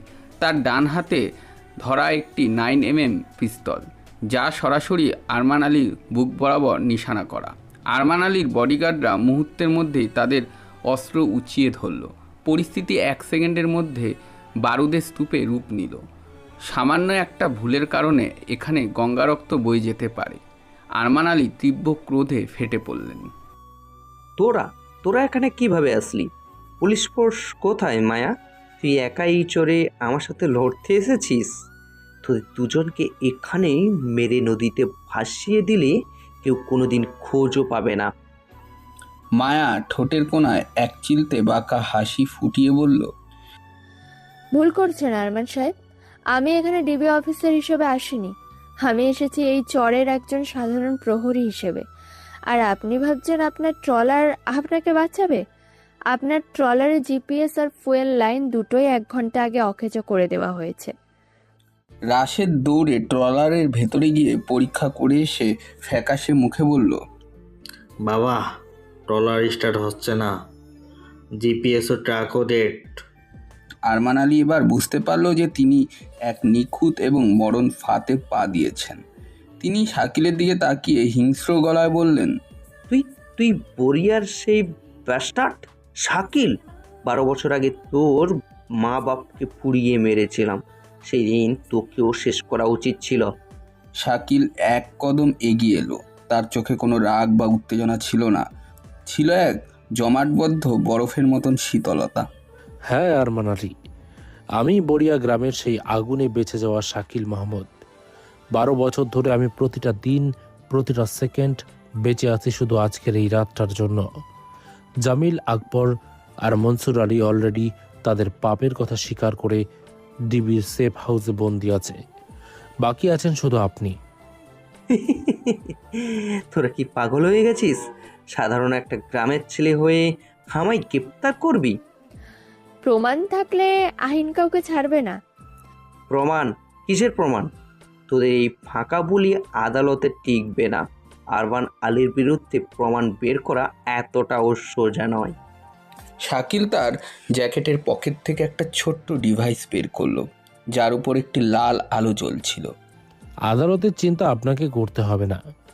আমরা যখন কথা বলছি তখন আপনার নিজের মুখে স্বীকার করা বড়িয়া গ্রামের সেই হত্যাকাণ্ড এবং বিষাক্ত ঔষধের চোরাচালানের সমস্ত লাইভ অডিও ভিডিও ডিবির হেডকোয়ার্টার এবং দেশের শীর্ষস্থানীয় মিডিয়াগুলোতে সরাসরি সম্প্রচার হচ্ছে। পুরো দেশ এখন লাইভ দেখছে যে সমাজের এই মুখোশধারী দানবীর আসলে কত বড় পিশাচ। আরমান আলীর পায়ের নিচের মাটি যেন সরে গেল। তার এত বছরে তৈরি করা সাম্রাজ্য, ক্ষমতা, রাজনৈতিক প্রভাব সব কিছু 1 মিনিটে তাসের ঘরের মতন ভেঙে পড়ল। মেরে ফেল ওদের, শোট দেম। চিৎকার করে উঠে আরমান আলী মারিয়া হয়ে তার বডিগার্ডদের আদেশ দিল। আরমান আলীর মরণ কামড়ের মতন দেওয়া সেই সুদ্দেম চিৎকারটা মেঘনার চরের কুয়াশায় ঢাকা ভারী বাতাসে মুহূর্তের জন্য স্তব্ধ করে দিল। কিন্তু তার বডিগার্ড যখনই তাদের 9mm পিস্তল আর শটগানগুলো তোলার জন্য হাত বাড়ালো, তখনই ঠিক শাকিল এবং মায়ার মাথার উপর দিয়ে আকাশের নিচে একটা তীব্র অন্ধকার করে দেওয়া আলোর বন্যা নেমে এলো। সেটা কোনো টর্চলাইটের আলো ছিল না। চরের 3 দিকে অন্ধকারের বুক চিরে ধেয়ে আসছে 3টি শক্তিশালী কোস্টগার্ড ও বিজিবির স্পিডবোটের বিশাল সার্চলাইটের আলো। তীব্র নিয়ন আলোয় আরমান আলী আর তার বডিগার্ডের চোখ ধাঁধিয়ে গেল। তারা চরের কাদার মধ্যে দাঁড়িয়ে হাত দিয়ে চোখ আড়াল করার চেষ্টা করতে লাগলো। একই সাথে চারিপাশে ঝোপঝাপ আর নদীর পাড় থেকে বুলেটের ভারী শব্দ ছুটে এলো ডিবি স্পেশাল ট্যাকটিক্যাল উইংসের প্রায় 20 জন সশস্ত্র অফিসার। তাদের পরনে বুলেট প্রুফ জ্যাকেট, হাতে সাব মেশিন গান। অস্ত্র ফেলুন, drop your weapon right now. মেগাফোনে গর্জে উঠল বিজেপির কমান্ডিং অফিসারের কণ্ঠস্বর। চারিপাশ থেকে আপনাদের ঘিরে ফেলা হয়েছে, পালানোর কোনো রাস্তা নেই। সামান্যতম নড়াচড়া করলে গুলি করতে বাধ্য হব। আরমান আলীর 4 জন পেশাদার বডিগার্ড পরিস্থিতি 1 সেকেন্ডে মেপে নিল। তারা ভালো করেই জানে ডিবির স্পেশাল ফোর্স আর বর্ডার গার্ডের এই মরণাস্ত্রের সামনে মাত্র 4টে পিস্তল নিয়ে লড়াই করা আত্মহত্যা ছাড়া কিছুই না। বডিগার্ডের প্রধান রানাই প্রথম নিজের পিস্তলটা কাদার মধ্যে ফেলে দিয়ে 2 হাত তুলে হাঁটু গেড়ে বসে পড়ল। তাকে দেখে বাকি 3 জনও তাদের অস্ত্র মাটিতে ফেলে দিয়ে আত্মসমর্পণ করল। বাবা, এখন কি হবে? রাশেদ ভয়ে কাঁপতে কাঁপতে চরের ভেজা কাদার মধ্যেই বসে পড়ল। তার প্যান্টের নিস্তা তৎক্ষণে নদীর ঠান্ডা পানিতে ভিজতে শুরু করলো। আরমান আলী একা দাঁড়িয়ে রইলেন। সার্চলাইটের তীব্র আলোয় তার মুখের প্রতিটি বলিরেখা, তার কপালে জমে থাকা ঠান্ডা ঘাম আর তার চোখের ভেতরে আদিম হিংস্রতা স্পষ্ট দেখা যাচ্ছিল। তিনি বুনো শুয়োরের মতন ফুঁসতে ফুঁসতে শাকিলের দিকে তাকালেন আর বললেন, তুই তুই তুই তুই তুই একটা আস্ত শয়তান শাকিল। তুই একা আমার এত বড় সাম্রাজ্য ধুলোয় মিশিয়ে দিলি। আরমান আলীর গলা দিয়ে তখন আর কোনো অহংকার বের হচ্ছিল না, শুধু বের হচ্ছিল এক পরাজিত পিশাচের আর্তনাদ। শাকিল জ্যাকেটের পকেটে হাত রেখে আরমান আলীর খুব কাছাকাছি গিয়ে দাঁড়ালো। তার চোখে কোনো বিজয়ের উল্লাস ছিল না, ছিল এক মহাসমুদ্রের মতন গভীর ও শান্ত বিষাদ। সে নিচু স্বরে বলল, সাম্রাজ্যটা আপনার ছিল না আরমান সাহেব, ওটা ছিল বড়িয়া গ্রামের সেই আগুনে পুড়ে মরা নিরীহ মানুষদের রক্তের ওপর করা তাসের ঘর। আমি শুধু একটা দেশলাই কাঠি জ্বালিয়েছি, বাকিটা আপনার নিজের পাপের আগুনই শেষ করেছে। মায়া চৌধুরী এগিয়ে এসে অত্যন্ত শক্ত হাতে আরমান আলীর 2 হাতের পেছন ঘুরিয়ে স্টিলের ঠান্ডা হ্যান্ডক্রাফটটা পরিয়ে দিল। ধাতব ক্লিক শব্দটা যেন আরমান আলীর জীবনের চূড়ান্ত জবনিকা টেনে দিল। আরমান আলী, আপনাকে অফিসিয়ালি গ্রেফতার করা হলো। 12 বছর আগের বড়িয়া গ্রামের হত্যাকাণ্ড, জমি জালিয়াতি এবং বিগত কয়েক বছর ধরে জীবন রক্ষাকারী ঔষধের নামে নকল ও বিষাক্ত কেমিক্যালের আন্তর্জাতিক চোরাচালান, এই সমস্ত অপরাধের চার্জশিট আপনার নামে তৈরি। বিজিবি আর ডিবির অফিসাররা আরমান আলী এবং তার ছেলেকে টেনে হিচড়ে স্পিডবোটের দিকে নিয়ে যেতে লাগলো। যাওয়ার সময় আরমান আলী শেষবারের মতন পিছনে ফিরে শাকিলের দিকে তাকালো। শাকিল, তুই এটা ভাবিস না যে তুই জিতে গেলি, তুই বাঁচতে পারবি না। তোর জীবনের শেষ দিন এখন থেকে শুরু হয়ে গেল। কাম ডাউন। বিজিবির সেই তীব্র সার্চলাইটের আলোর বিপরীতে শাকিলকে তখন চরের ঘাটে একাকী দাঁড়িয়ে থাকা এক বিশাল ছায়ার মতন মনে হচ্ছিল, যে ছায়া 12 বছর ধরে এই শহরের আর মানুষের ভিড়ে নিজের আসল পরিচয় লুকিয়ে রেখেছিল শুধু এই একটি ভোরের আলোর জন্য। নদীর বুকে স্পিডবোটগুলোর ইঞ্জিন আবার গর্জে উঠল। সাইরেনের শব্দে মেঘনার চারিদিকে অন্ধকার আকাশটা কেঁপে কেঁপে উঠতে লাগলো। মায়া স্পিডবোটে ওঠার আগে শাকিলের সামনে এসে দাঁড়ালো। চরের ঠান্ডা বাতাস মায়ার মুখের উপর উড়ে আসলো এবং চুলগুলো উড়িয়ে দিয়ে যাচ্ছিল তাকে। তুমি আমাদের সাথে যাচ্ছ না শাকিল? জামিল আকবর আর মনসুর আলীর অফিসিয়াল জবানবন্দি রেকর্ড করার জন্য তোমার উপস্থিতি প্রয়োজন। শাকিল চরের অন্ধকার নদীর দিকে তাকিয়ে রইল, যেখানে ভোরের প্রথম আলো একটু ধূসর আভা ফুটতে শুরু করেছে। সে মৃদু হেসে বলল, প্রহরীর কাজ অপরাধীকে খাঁচায় পড়া পর্যন্তই অফিসার মায়া, বাকিটা আদালতের কাজ। আমার ল্যাপটপে সব ডিজিটাল এভিডেন্স এবং এনক্রিপ্টেড ফাইল ব্যাকআপ করা আছে, যা আপনার কাছে অলরেডি চলে গেছে। আমি একটু পরে ভোরের প্রথম বাসে করে শহরে ফিরব। মায়া কিছুক্ষণ শাকিলের চোখের দিকে তাকিয়ে রইল। এই ছেলেটির ভেতরে একাকিত্ব এবং বিচার পাওয়ার এই দীর্ঘ লড়াই মায়ার মনে এক গভীর রেখাপাত করলো। সে পকেট থেকে তার কার্ডটা বের করে আবার শাকিলের হাতে দিল। শহরে দেখা হবে শাকিল, আর হ্যাঁ, নিজের খেয়াল রেখো। মায়া এক চিলতে উষ্ণ হাসি দিয়ে স্পিডবোটে উঠে বসলো। স্পিডবোটটা যখন নদীর বুক চিরে শহরের দিকে রওনা দিল, তখন শাকিল সেই কাঠের পুরনো জেটিটার উপর দাঁড়িয়ে রইল। তার মাথার উপর আষাঢ়ের কালো মেঘগুলো আস্তে আস্তে কেটে যাচ্ছে, আর পূর্ব আকাশে জেগে উঠেছে এক নতুন রক্তিম সকাল। 12 বছর পর আজ প্রথম শাকিল মাহমুদের বুকের ভেতরে একটা দীর্ঘশ্বাস নিল। তার বুকের ভেতরে সেই পুরনো অগ্নিকাণ্ডটা আজ পুরোপুরি ঠান্ডা হয়ে গেছে। কিন্তু তার খেলা যে এত তাড়াতাড়ি শেষ হয়ে যাবে, এটা ভাবতে কেন জানি তার বিশ্বাস হচ্ছে না। তার মন বলছে আরমান আলী অন্য কাউকে দিয়ে তাকে ধমক দিয়ে গেল। পরের দিন সকাল 10টা। ঢাকা শহরের প্রতিটি television channel, online news portal এবং জাতীয় পত্রিকাগুলোতে ব্রেকিং নিউজের কেবল একটা নামই বারবার স্ক্রিনে ভেসে উঠছিল, আরমান আলী। সমাজে উঁচুতলার সেই চেনা ভদ্র মুখোশধারী দানবীর, পলিটিশিয়ান, প্রভাবশালী ব্যক্তিত্ব এবং শীর্ষ ব্যবসা, যে আড়ালে এক ভয়ঙ্কর অপরাধ সিন্ডিকেট গডফাদার। এই খবর পুরো দেশের মানুষের মনে এক তীব্র আলোড়ন সৃষ্টি করেছে। টেলিভিশনের পর্দায় ডিবির মিডিয়া সেন্টারের লাইভ প্রেসিং ব্রেকিং দেখানো হচ্ছিল। ডিবির ডিসি সাহেব গম্ভীর মুখে সাংবাদিকদের সামনে দাঁড়িয়ে আরমান আলীর বাড়িয়া গ্রামের জালিয়াতি হত্যাকাণ্ড এবং জীবন রক্ষাকারী ওষুধের নাম, আন্তর্জাতিক জাল কেমিক্যাল চোরাচালান বিস্তারিত বিবরণ দিচ্ছিলেন। স্ক্রিনের নিচে লাল অক্ষরে স্ক্রলে যাচ্ছিল, শীর্ষ ব্যবসায়ী আরমান আলী ও তার ছেলে মেঘনার চর থেকে যৌথ অভিযানে গ্রেফতার। বিপুল পরিমাণের অবৈধ নথি ও ডিজিটাল প্রমাণাদি উদ্ধারও হয়েছে। ডিবি অফিসের নিজস্ব ডেস্কটপে এই লাইভ ব্রেকিংয়ের দিকে তাকিয়ে মায়া চৌধুরী তার কফির কাপে একটা চুমুক দিল। তার ফোনটা সকাল থেকে অনবরত বেজেই চলছে। রাজনৈতিক লবির প্রভাবশালী ব্যক্তি থেকে শুরু করে উপরমহলের বড় বড় অফিসারদের ফোন, সবাই এই অপারেশনের ভেতরের গল্পটা জানতে মারিয়া। কিন্তু মায়া খুব ভালো করেই জানে এই বিশাল বিজয়ের আসল খলনায়ক যেমন আরমান আলী, তেমনি এর আসল নায়ক কিন্তু আড়ালেই রয়ে যাওয়া সেই ছদ্মবেশী শাকিল মাহমুদ। শাকিল যদি নিজের জীবন বাঁচিয়ে রেখে জামিল আকবর আর মনসুর আলী সেই ভিডিও এবং লিখিত জবানবন্দিগুলো লাইভ ব্রডকাস্টের ব্যবস্থা না করত, তবে আরমান আলীর মতন রাঘব গোয়ালকে আইনের জালে আটকানো অসম্ভব হতো। মায়া ফাইলপত্র গুছিয়ে টেবিল থেকে তার গাড়ির চাবিটা তুলে নিল। ডিসি সাহেব মায়ার টিমের দারুণ প্রশংসা করল। মায়ার মনের ভেতরে এক অদ্ভুত শূন্যতা কাজ করছিল।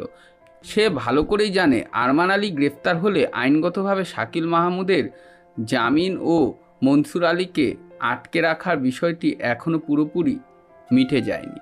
যদিও শাকিল তাদের কোনো শারীরিক ক্ষতি করেনি এবং তারা এখন ডিবির সেফ হাউসে আইনি হেফাজতে জবানবন্দি দিচ্ছে, তবুও আইন নিজের হাতে তুলে নেওয়া একটা সূক্ষ্ম দাগ শাকিলের গায়ে লেগেই আছে।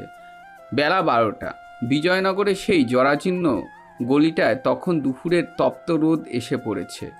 আষাঢ়ের মেঘগুলো কেটে গিয়ে আকাশটা এখন গাঢ় নীল। মায়া গাড়িটা গলির মুখে পার্ক করে হেঁটে এসে অক্ষরমালা বুকশপ ও লাইব্রেরির সামনে এসে দাঁড়ালো। দোকানের দরজায় ঝুলানো পিতলের ঘণ্টাটা মায়ার হাতের স্পর্শে মৃদু মিষ্টি সুরে বেজে উঠল। ভেতরের পরিবেশটা বরাবরের মতোই শান্ত, স্নিগ্ধ এবং বাইরের কোলাহল থেকে সম্পূর্ণ বিচ্ছিন্ন। কাঠের আলমারিগুলো পুরনো বইয়ের ঘ্রাণ আর ধুলোর সুবাসে যেন এক অন্য পৃথিবীতে থমকে আছে। কাউন্টারে শাকিল মাহমুদ বসে আছে, তার চোখে সেই পরিচিতি চশমা, পরনে হালকা রঙের একটা সুতির শার্ট। সে খুব মনোযোগ দিয়ে একটি পুরনো বইয়ের মলাট মেরামতের কাজ করছিল। মায়াকে ভেতরে ঢুকতে দেখে সে হাতের আঠার কাগজ সরিয়ে রেখে মৃদু হাসল আর বলল, আসুন অফিসার মায়া, আজ তো ডিবির জন্য অনেক বড় একটা দিন।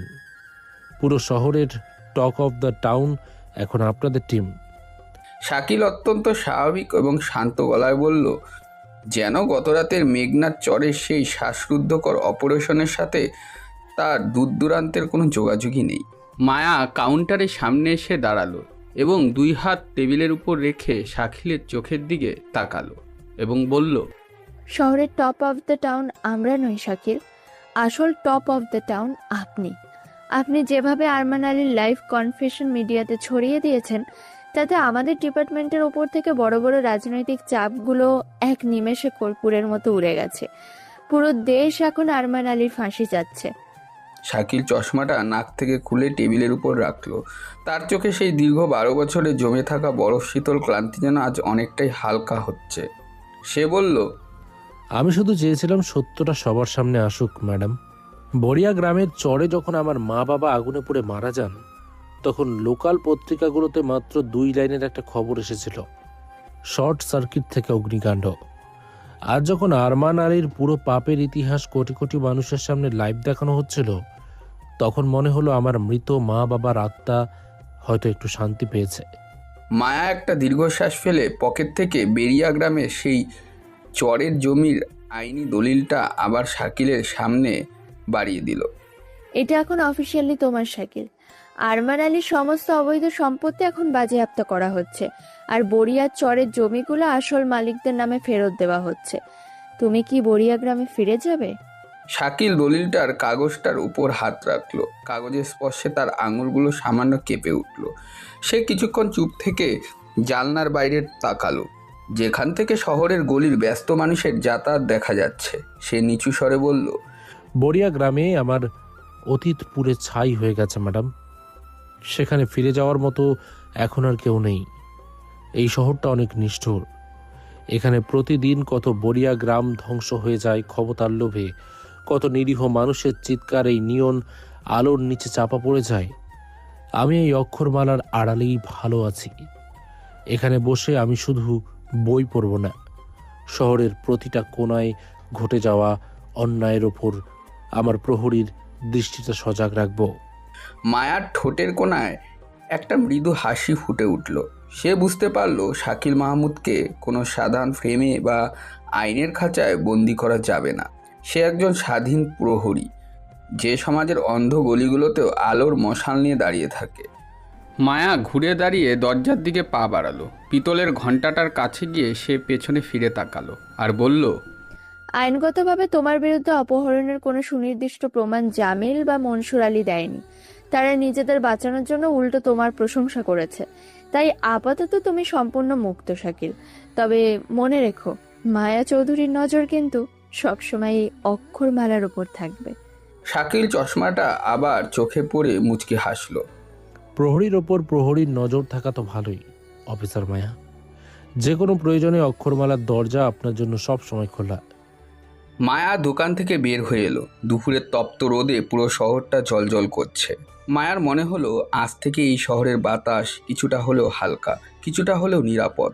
কারণ অন্ধকারের আড়ালে আইনকে পাহারা দেওয়ার জন্য এখন একজন শেষ প্রহরী জেগে আছে। মায়ার মুখ থেকে একটা হাসির রেখা লক্ষ্য করার মতন হয়ে উঠল। মুচকি হেসে নিজ গাড়িতে উঠে নিজের গন্তব্যে রওনা দিল সে। আরমান আলীর পতনের পর কেটে গেছে দীর্ঘ 3টি মাস। ঢাকা শহরের আষাঢ়ের সেই মেঘলা আকাশ এখন শরতে শুভ্র মেঘে ঢাকা পড়েছে। বাড়িয়া গ্রামের চরের জমিগুলো আইনি জটিলতা কাটিয়ে অবশেষে আসল মালিকেরা ফিরে পেয়েছে। আর আরমান আলী ও তার শক্তিশালী সিন্ডিকেটের বিচার প্রক্রিয়া এখন দেশের দ্রুত বিচার ট্রাইব্যুনালের চূড়ান্ত পর্যায়ে রয়েছে। শহরের মানুষ স্বস্তির নিঃশ্বাস ফেলছে। মিডিয়ার শোরগোল আস্তে আস্তে থেতিয়ে এসেছে। ডিবি অফিসে মায়া চৌধুরীর টেবিলটা এখন আর আগের মতন অগোছালো ফাইলের স্তূপে ঢাকা নেই। তবে তার কাজের চাপ বা মানসিক ক্লান্তি বিন্দুমাত্র কমেনি।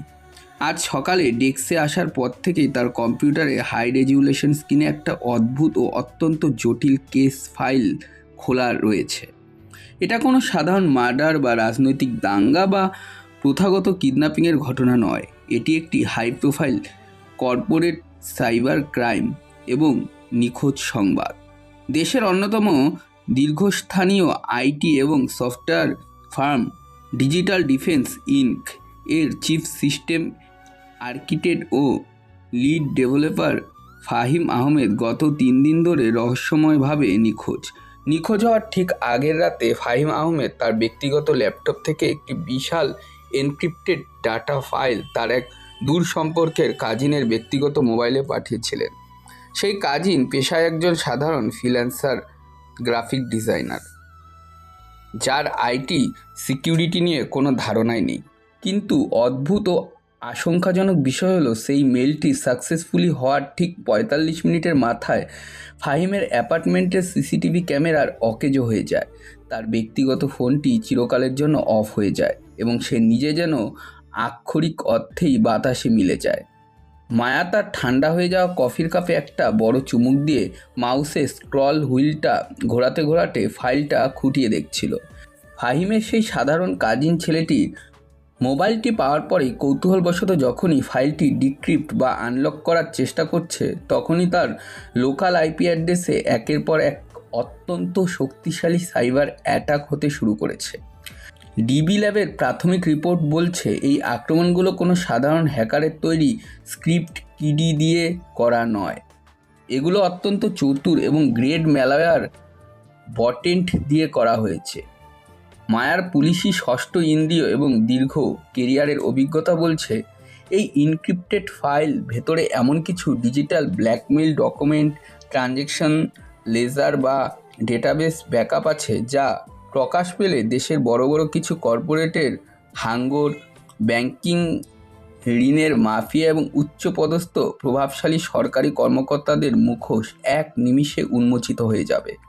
আর ঠিক এই কারণে অপরাধী চক্রটি যে কোনো মূল্যেই ফাইলটি খোলার আগেই তা সম্পূর্ণ ধ্বংস করতে চায় এবং ফাহিম আহমেদকে চিরতরে নীরব করে দিতে চাইছে। মায়া চেয়ার ছেড়ে উঠে দাঁড়ালো, তার কোমর থেকে ডিবির আইডি কার্ডটা ঠিক করে নিল। এই ধরনের জটিল প্রযুক্তি, গোলকধাঁধা, ডার্ক ওয়েব, মনস্তাত্ত্বিক এবং নিখুঁত এনক্রিপশন বোঝার জন্য তার এমন একজন মানুষের তীক্ষ্ণ মস্তিষ্কের সাহায্যের প্রয়োজন, যার চোখে সাধারণ আইনের সীমাবদ্ধ গণ্ডির বাইরে গিয়েও সত্যকে দেখতে পারে। সে আর এক মুহূর্তেও সময় নষ্ট না করে তার হ্যান্ডব্যাগ আর গাড়ির চাবিটা তুলে নিল। তার গন্তব্য বিজয়নগরের সেই সুপরিচিত সন্ত এবং জরাজীর্ণ গলি। বেলা ঠিক 1:15। বিজয়নগরের কোলাহলপূর্ণ মূল সড়ক থেকে কিছুটা ভেতরে অবস্থিত সেই পুরনো গলিটা। তখন শরতের তপ্ত রোদ এসে পড়েছে।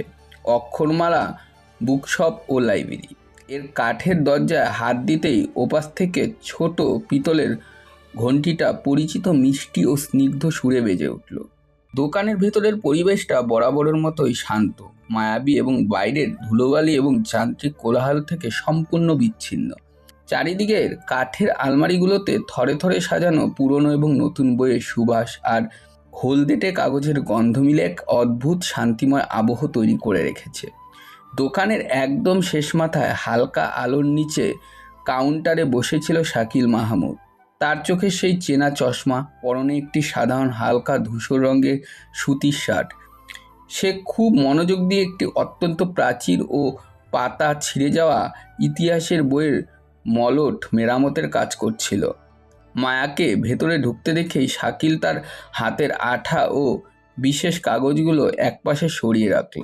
তার শান্ত ও গভীর চোখে কোনো চমক বা বিস্ময় ফুটে উঠল না, বরং তার ঠোঁটের কোণায় এক চিলতে মৃদু হাসি দেখা দিল, যেন সে আগে থেকেই জানতো যে মায়া আজ কোনো এক বড় জটিলতা নিয়ে তার এই শান্ত আস্তনায় হাজির হবে।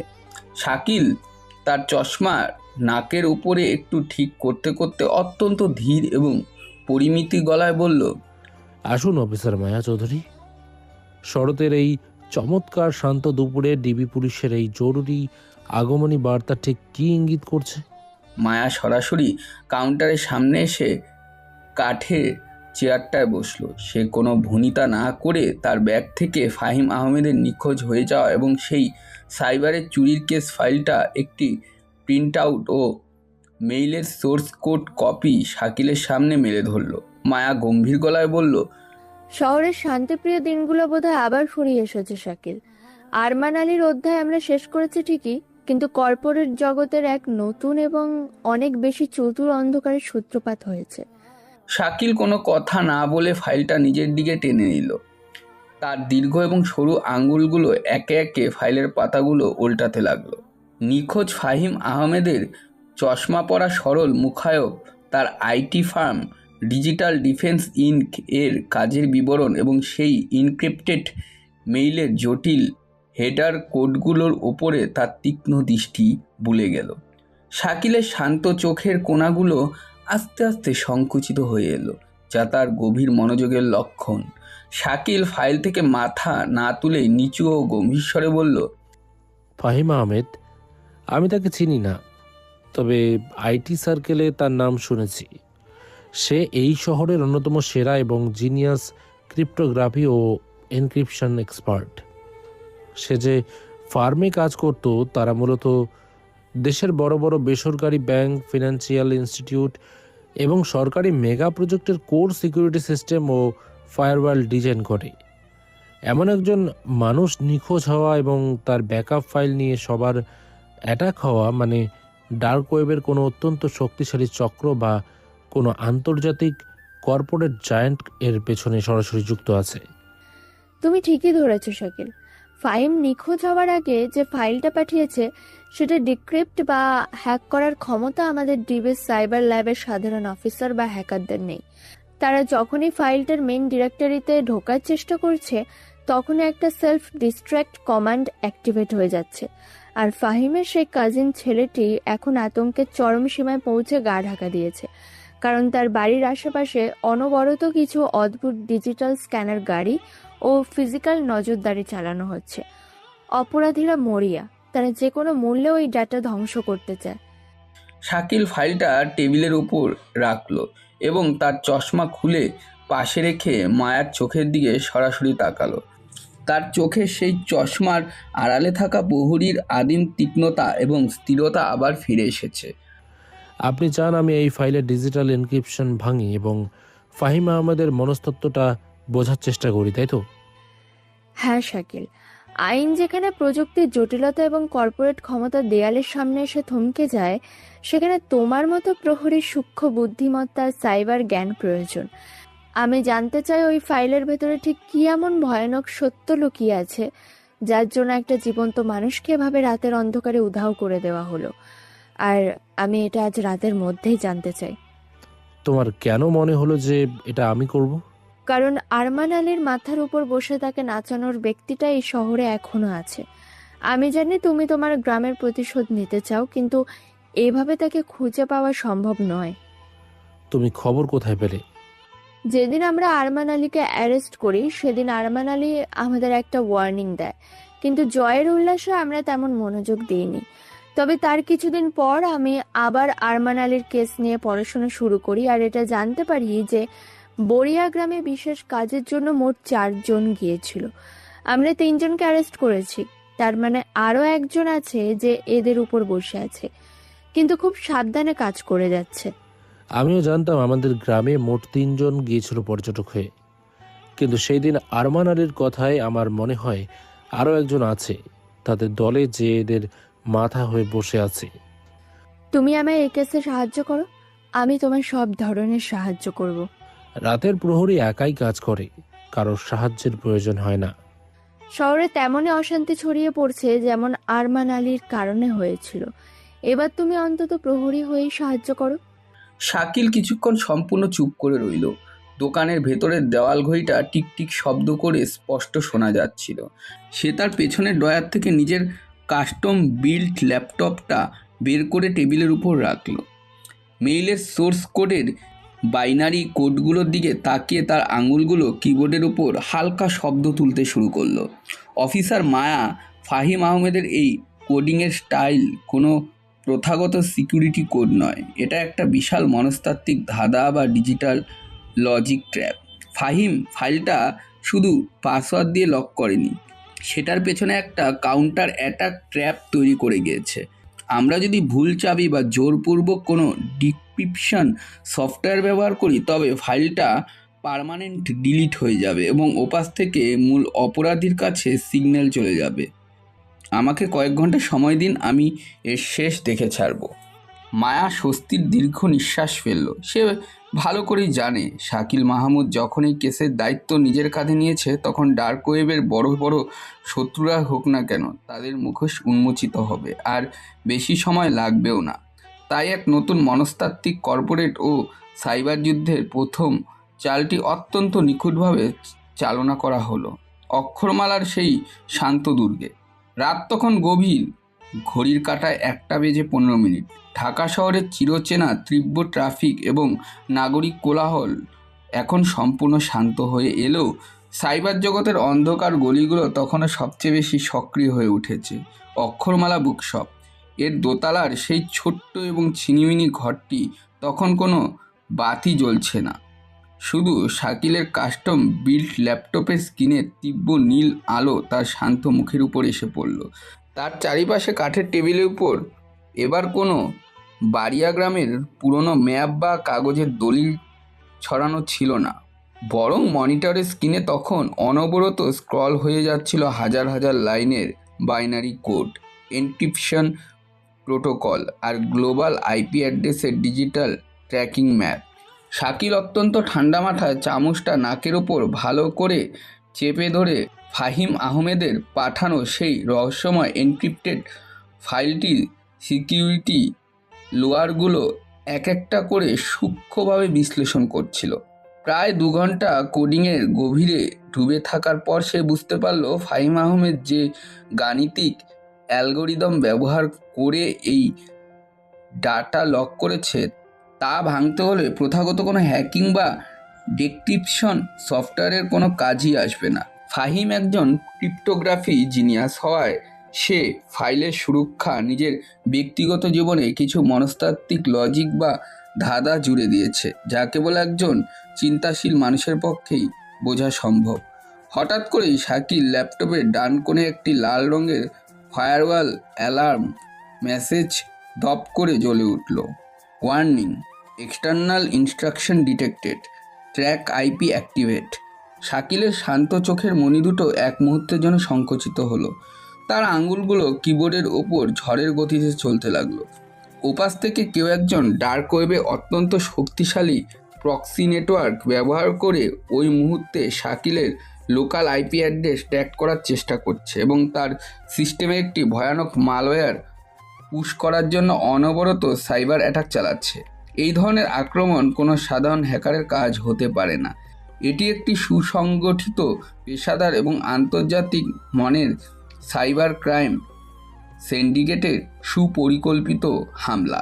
শাকিল মাউসে কয়েকটি দ্রুত ক্লিক করে নিজের আসল আইপি অ্যাড্রেসটিকে সম্পূর্ণ হাইড করে দিল এবং একটি one time virtual proxy network সচল করে দিল। ওপাশের হ্যাকারটি যখন ভাবছিল সে শাকিলকে ট্র্যাপ করে ফেলেছে, শাকিল ঠিক সেই মুহূর্তে অ্যাকাউন্ট অ্যাটাক অ্যালগোরিদম ব্যবহার করে সেই হ্যাকারের নিজস্ব ডিজিটাল ফুটপ্রিন্ট রিজার্ভ ট্যাগ করে ফেলল। ল্যাপটপের স্ক্রিনে গ্লোবাল ম্যাপ হ্যাকারের মূল সার্ভারের লোকেশনটি পিনপয়েন্ট হতেই শাকিল ভুরু কুঁচকে গেল। লোকেশনটি কোনো লন্ডন বা আমেরিকার ডার্ক ওয়েব হাব নয়, এটি খোদ ঢাকা শহরের বনানী এলাকার একটি বিলাসবহুল বহুতল ভবনের আন্ডারগ্রাউন্ডের বেসমেন্ট।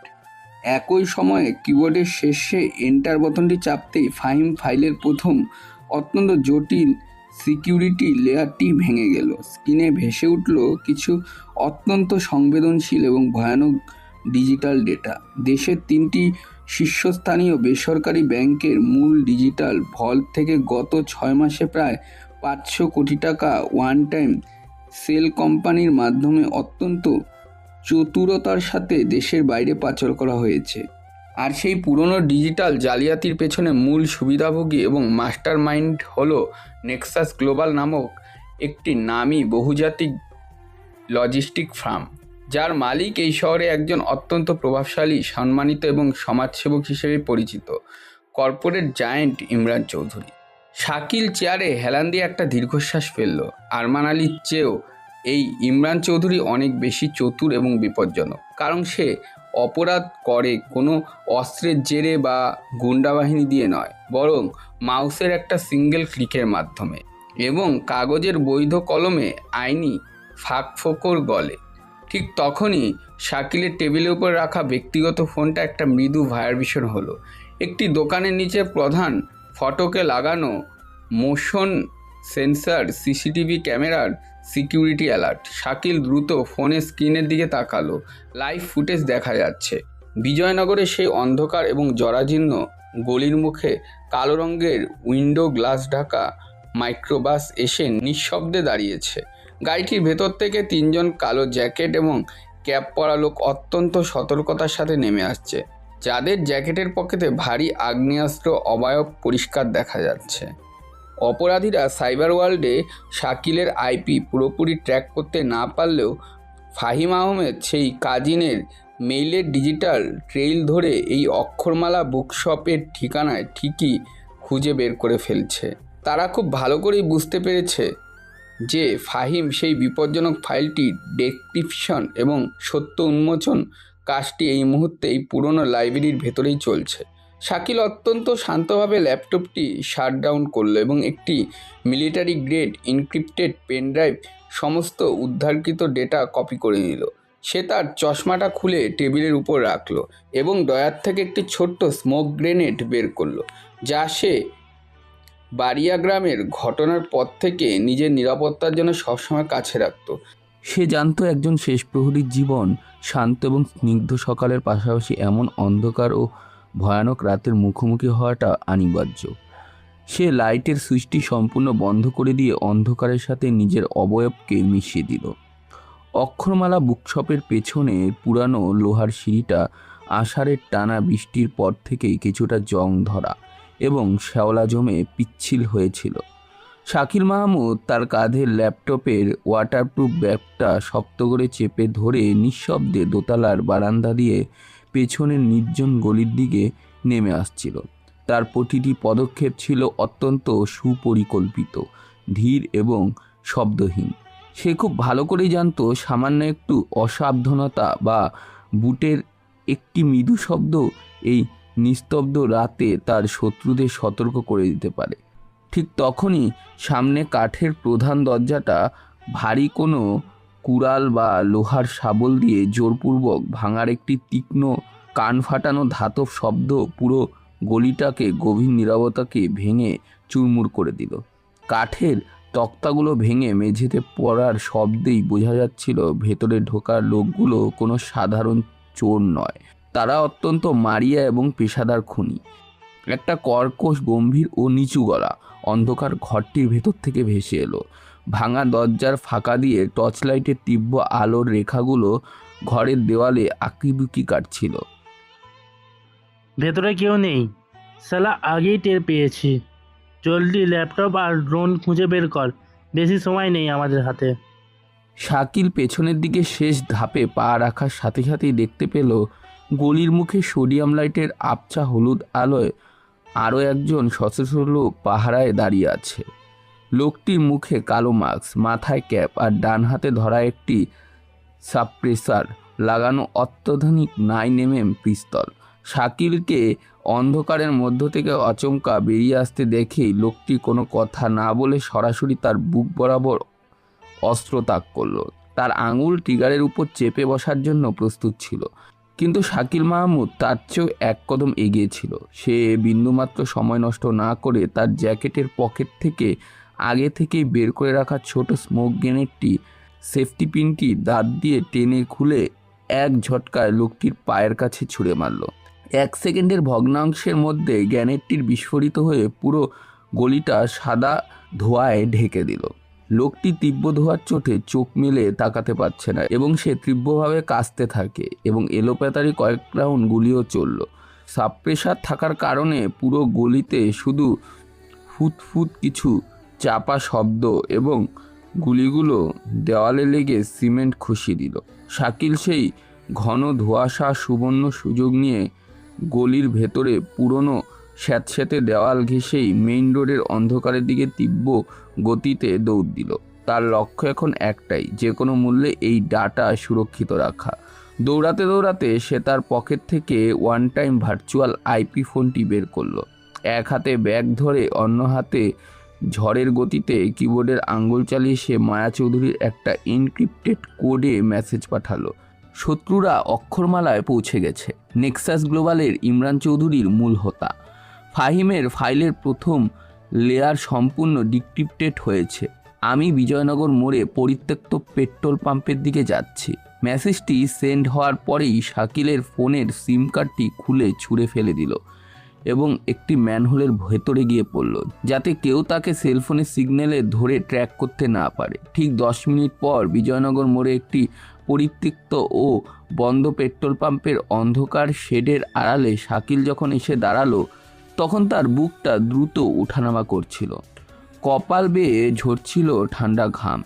তার পেছনের গলির দিক থেকে সেই কালো রঙের মাইক্রোবাসটি তীব্র হেডলাইটের আলোয় মেন রোডের পিচের উপর এসে পড়ল। চাকাটার টায়ার কর্কশ ঘর্ষণের শব্দে বোঝা যাচ্ছিল তারা শাকিলকে সহজে ছাড়বে না। তারা খুব ভালো করেই জানে শাকিলের কাঁধে ব্যাগে থাকা ওই ছোট্ট মিলিটারি গ্রেড পেনড্রাইভটি ইমরান চৌধুরীর পুরনো কর্পোরেট সাম্রাজ্য ধ্বংস করার জন্য যথেষ্ট। হঠাৎ করে তীব্র ব্রেকের শব্দ করে শাকিলের ঠিক ইঞ্চিখানেক সামনে এসে থামলো মায়া চৌধুরীর ব্যক্তিগত চারকোল গ্রে রঙের সেডান গাড়িটি। মায়া ড্যাশবোর্ডের ভেতরে সমস্ত আলো বন্ধ রেখে পেছনের দরজায় লক খুলে চিৎকার করে বলল, শাকিল, ভেতরে এসো, কুইক, আমাদের হাতে একদম সময় নেই। শাকিল পেছনের সিটে লাফিয়ে উঠে দরজা বন্ধ করতেই মায়া এক্সিলেটারে চাপ দিল। গাড়ির চাকা ঘুরিয়ে ফুল স্পিডে হাইওয়ের দিকে ছুটে গেল। পেছনের মাইক্রোবাসটি মেইন রোডে ওঠার সাথে সাথেই গতি বাড়িয়ে তাদের অনুসরণ করতে শুরু করলো। মধ্যরাতে ফাঁকা এবং কুয়াশাচ্ছন্ন ঢাকা শহরের রাজপথ শুরু হলো দুই গাড়ির এক ভয়ানক হাই স্পিড চেস। মায়া অত্যন্ত নিখুঁত দক্ষতায় গাড়িটি বিভিন্ন মোড়ে ড্রাফট করছিল, যাতে পেছনের গাড়িটি ওভারটেক করতে না পারে। মায়া অত্যন্ত মনোযোগ দিয়ে স্টিয়ারিং ঘোরাতে ঘোরাতে আইভিউ মিররে শাকিলের দিকে তাকিয়ে জিজ্ঞেস করলো, তুমি অক্ষত আছো তো শাকিল? কোনো গুলি লাগেনি? তার নিজের চোখে তখন তীব্র পেশাদার উত্তেজনা এবং উদ্বেগের ছায়া। ব্যাগ থেকে পেনড্রাইভ বের করে মায়ের সামনে ড্যাশবোর্ডের উপর রেখে তার চশমাটা চোখ থেকে খুলে শার্টের কোনায় পরিষ্কার করতে করতে শান্ত গলায় বলল, হ্যাঁ, আমি একদম ঠিক আছি। এই পেনড্রাইভে ইমরান চৌধুরীর 500 কোটি টাকার আন্তর্জাতিক ব্যাংক জালিয়াতি সমস্ত অকাট্য ডিজিটাল প্রমাণ আছে। আর ফাহিম আহমেদকে ওরা মারেনি, তাকে নেক্সাস গ্লোবালের কোনো গোপন আন্ডারগ্রাউন্ড আইটি সেন্টারে জিম্মি করে রাখা আছে, যাতে সে এই জালিয়াতির সমস্ত ডিজিটাল ফুটপ্রিন্ট আর সার্ভার লক সম্পূর্ণ মুছে দেয়। সে কাজটা শেষ করলেই ওরা তাকে চিরতরে শেষ করে দেবে। আমাদের এখনই বনানীতে মুভ করতে হবে। মায়া ব্যাকভিউ মিররে তাদের ঠিক পেছনে থাকা মাইক্রোবাসটার গতিবিধি লক্ষ্য করল, যা বরাবর তাদের গতিকে ধাক্কা দেওয়ার চেষ্টা করছিল। মায়া গাড়ির গিয়ার চেঞ্জ করে স্পিড আরও বাড়িয়ে দিল এবং তার ডান হাতে থাকা ডিবির বিশেষ ওয়াকিটোয়াকিটা তুলে নিল। রফিক, জোন 4-এর সমস্ত ব্যাকআপ টিমকে ইমিডিয়েটলি অ্যালার্ট করো। কোনো সাইরেন বাজাবে না। বনানী নেক্সাস গ্লোবাল টাওয়ারের চারপাশে কর্ডন লাইন তৈরি করো। আমরা আজ রাতে অপরাধীদের সরাসরি তাদের মূল গর্তে গিয়ে আঘাত করব। This is our final call. ওয়াকিটোয়াকির ওপাশ থেকে রাফিকের গম্ভীর গলা ভেসে এলো। আমরা 5 মিনিটের মধ্যে ভারী অস্ত্রসহ পজিশন নিয়েছি। মায়া ওয়াকিটোয়াকিটা রেখে শাকিলের দিকে তাকালো। আর কোনো লুকোচুরি নয় শাকিল, আজ রাতে এই কর্পোরেট দানবের মুখোশ আমরা পুরো দেশের সামনে টেনে হিঁচড়ে ছিঁড়ে ফেলবো। বনানীর 11 নম্বর রোডের ঠিক কোনায় মাথা উঁচু করে দাঁড়িয়ে থাকা 22 তলা কাচঘেরা নেক্সাস গ্লোবাল টাওয়ারটি রাতের অন্ধকারে এক মায়াবী রূপ ধারণ করে আছে। বাইরে থেকে দেখলে মনে হবে এটি আধুনিক স্থাপত্য আর কর্পোরেট অভিজাত্যের এক অন্যান্য নিদর্শন। কিন্তু এই বিলাসবহুল ভবনের ভিতরেই যে দেশের ইতিহাসের অন্যতম বড় সাইবার ক্রাইম, ব্যাংকিং জালিয়াতি আর অর্থ পাচারের ব্লু প্রিন্ট তৈরি হয়েছে তা সাধারণ মানুষের কল্পনার বাইরেই ছিল। কাচের দেওয়ালে প্রতিফলিত হওয়া শহরের নিয়ন আলোগুলো যেন এক অদৃশ্য পাপকে আড়াল করে রেখেছে। রাত ঠিক তখন 2:30। মায়া চৌধুরী এবং ডিবি স্পেশাল ট্যাকটিক্যাল উইংয়ের 3টি কালো রঙের জিপ গাড়ি কোনো সাইরেন না বাজিয়ে হেডলাইট নিভিয়ে অত্যন্ত নিঃশব্দে ভবনের মূল ফাটকের সামনে এসে ব্রেক কষল। গাড়িগুলো থামার সাথে সাথেই দরজা খুলে ডিবির প্রায় ডজনখানেক সশস্ত্র অফিসার পজিশন নিল। তাদের পরনে ট্যাকটিক্যাল জ্যাকেট, বুকে ডিবির লোগো এবং হাতে অত্যাধুনিক সাব মেশিন গান। মায়া গাড়ি থেকে নেমে তার জ্যাকেটের হোলস্টার থেকে পিস্তল একবার চেক করে নিল। তার চোখে তখন এক ইস্পাত কঠিন দৃঢ়তা। ভবনের ভেতরে থাকা নেক্সাস গ্লোবালের প্রাইভেট সিকিউরিটি গার্ড হঠাৎ এত পুলিশ দেখে ঘাবড়ে গেল। তারা মেইন গেট লক করে ভেতরে লুকিয়ে থাকার চেষ্টা করতেই মায়া তার হাত বাড়িয়ে গ্লাসের উপর থেকে অফিসিয়াল সার্চ ওয়ারেন্ট এবং ডিবির আইডি কার্ডটা দেখালো। DB police, main gate immediately unlock করুন।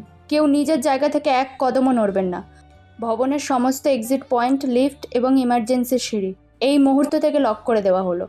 কোনো ধরনের চালাকি করার চেষ্টা করলে কঠোর ব্যবস্থা নেওয়া হবে।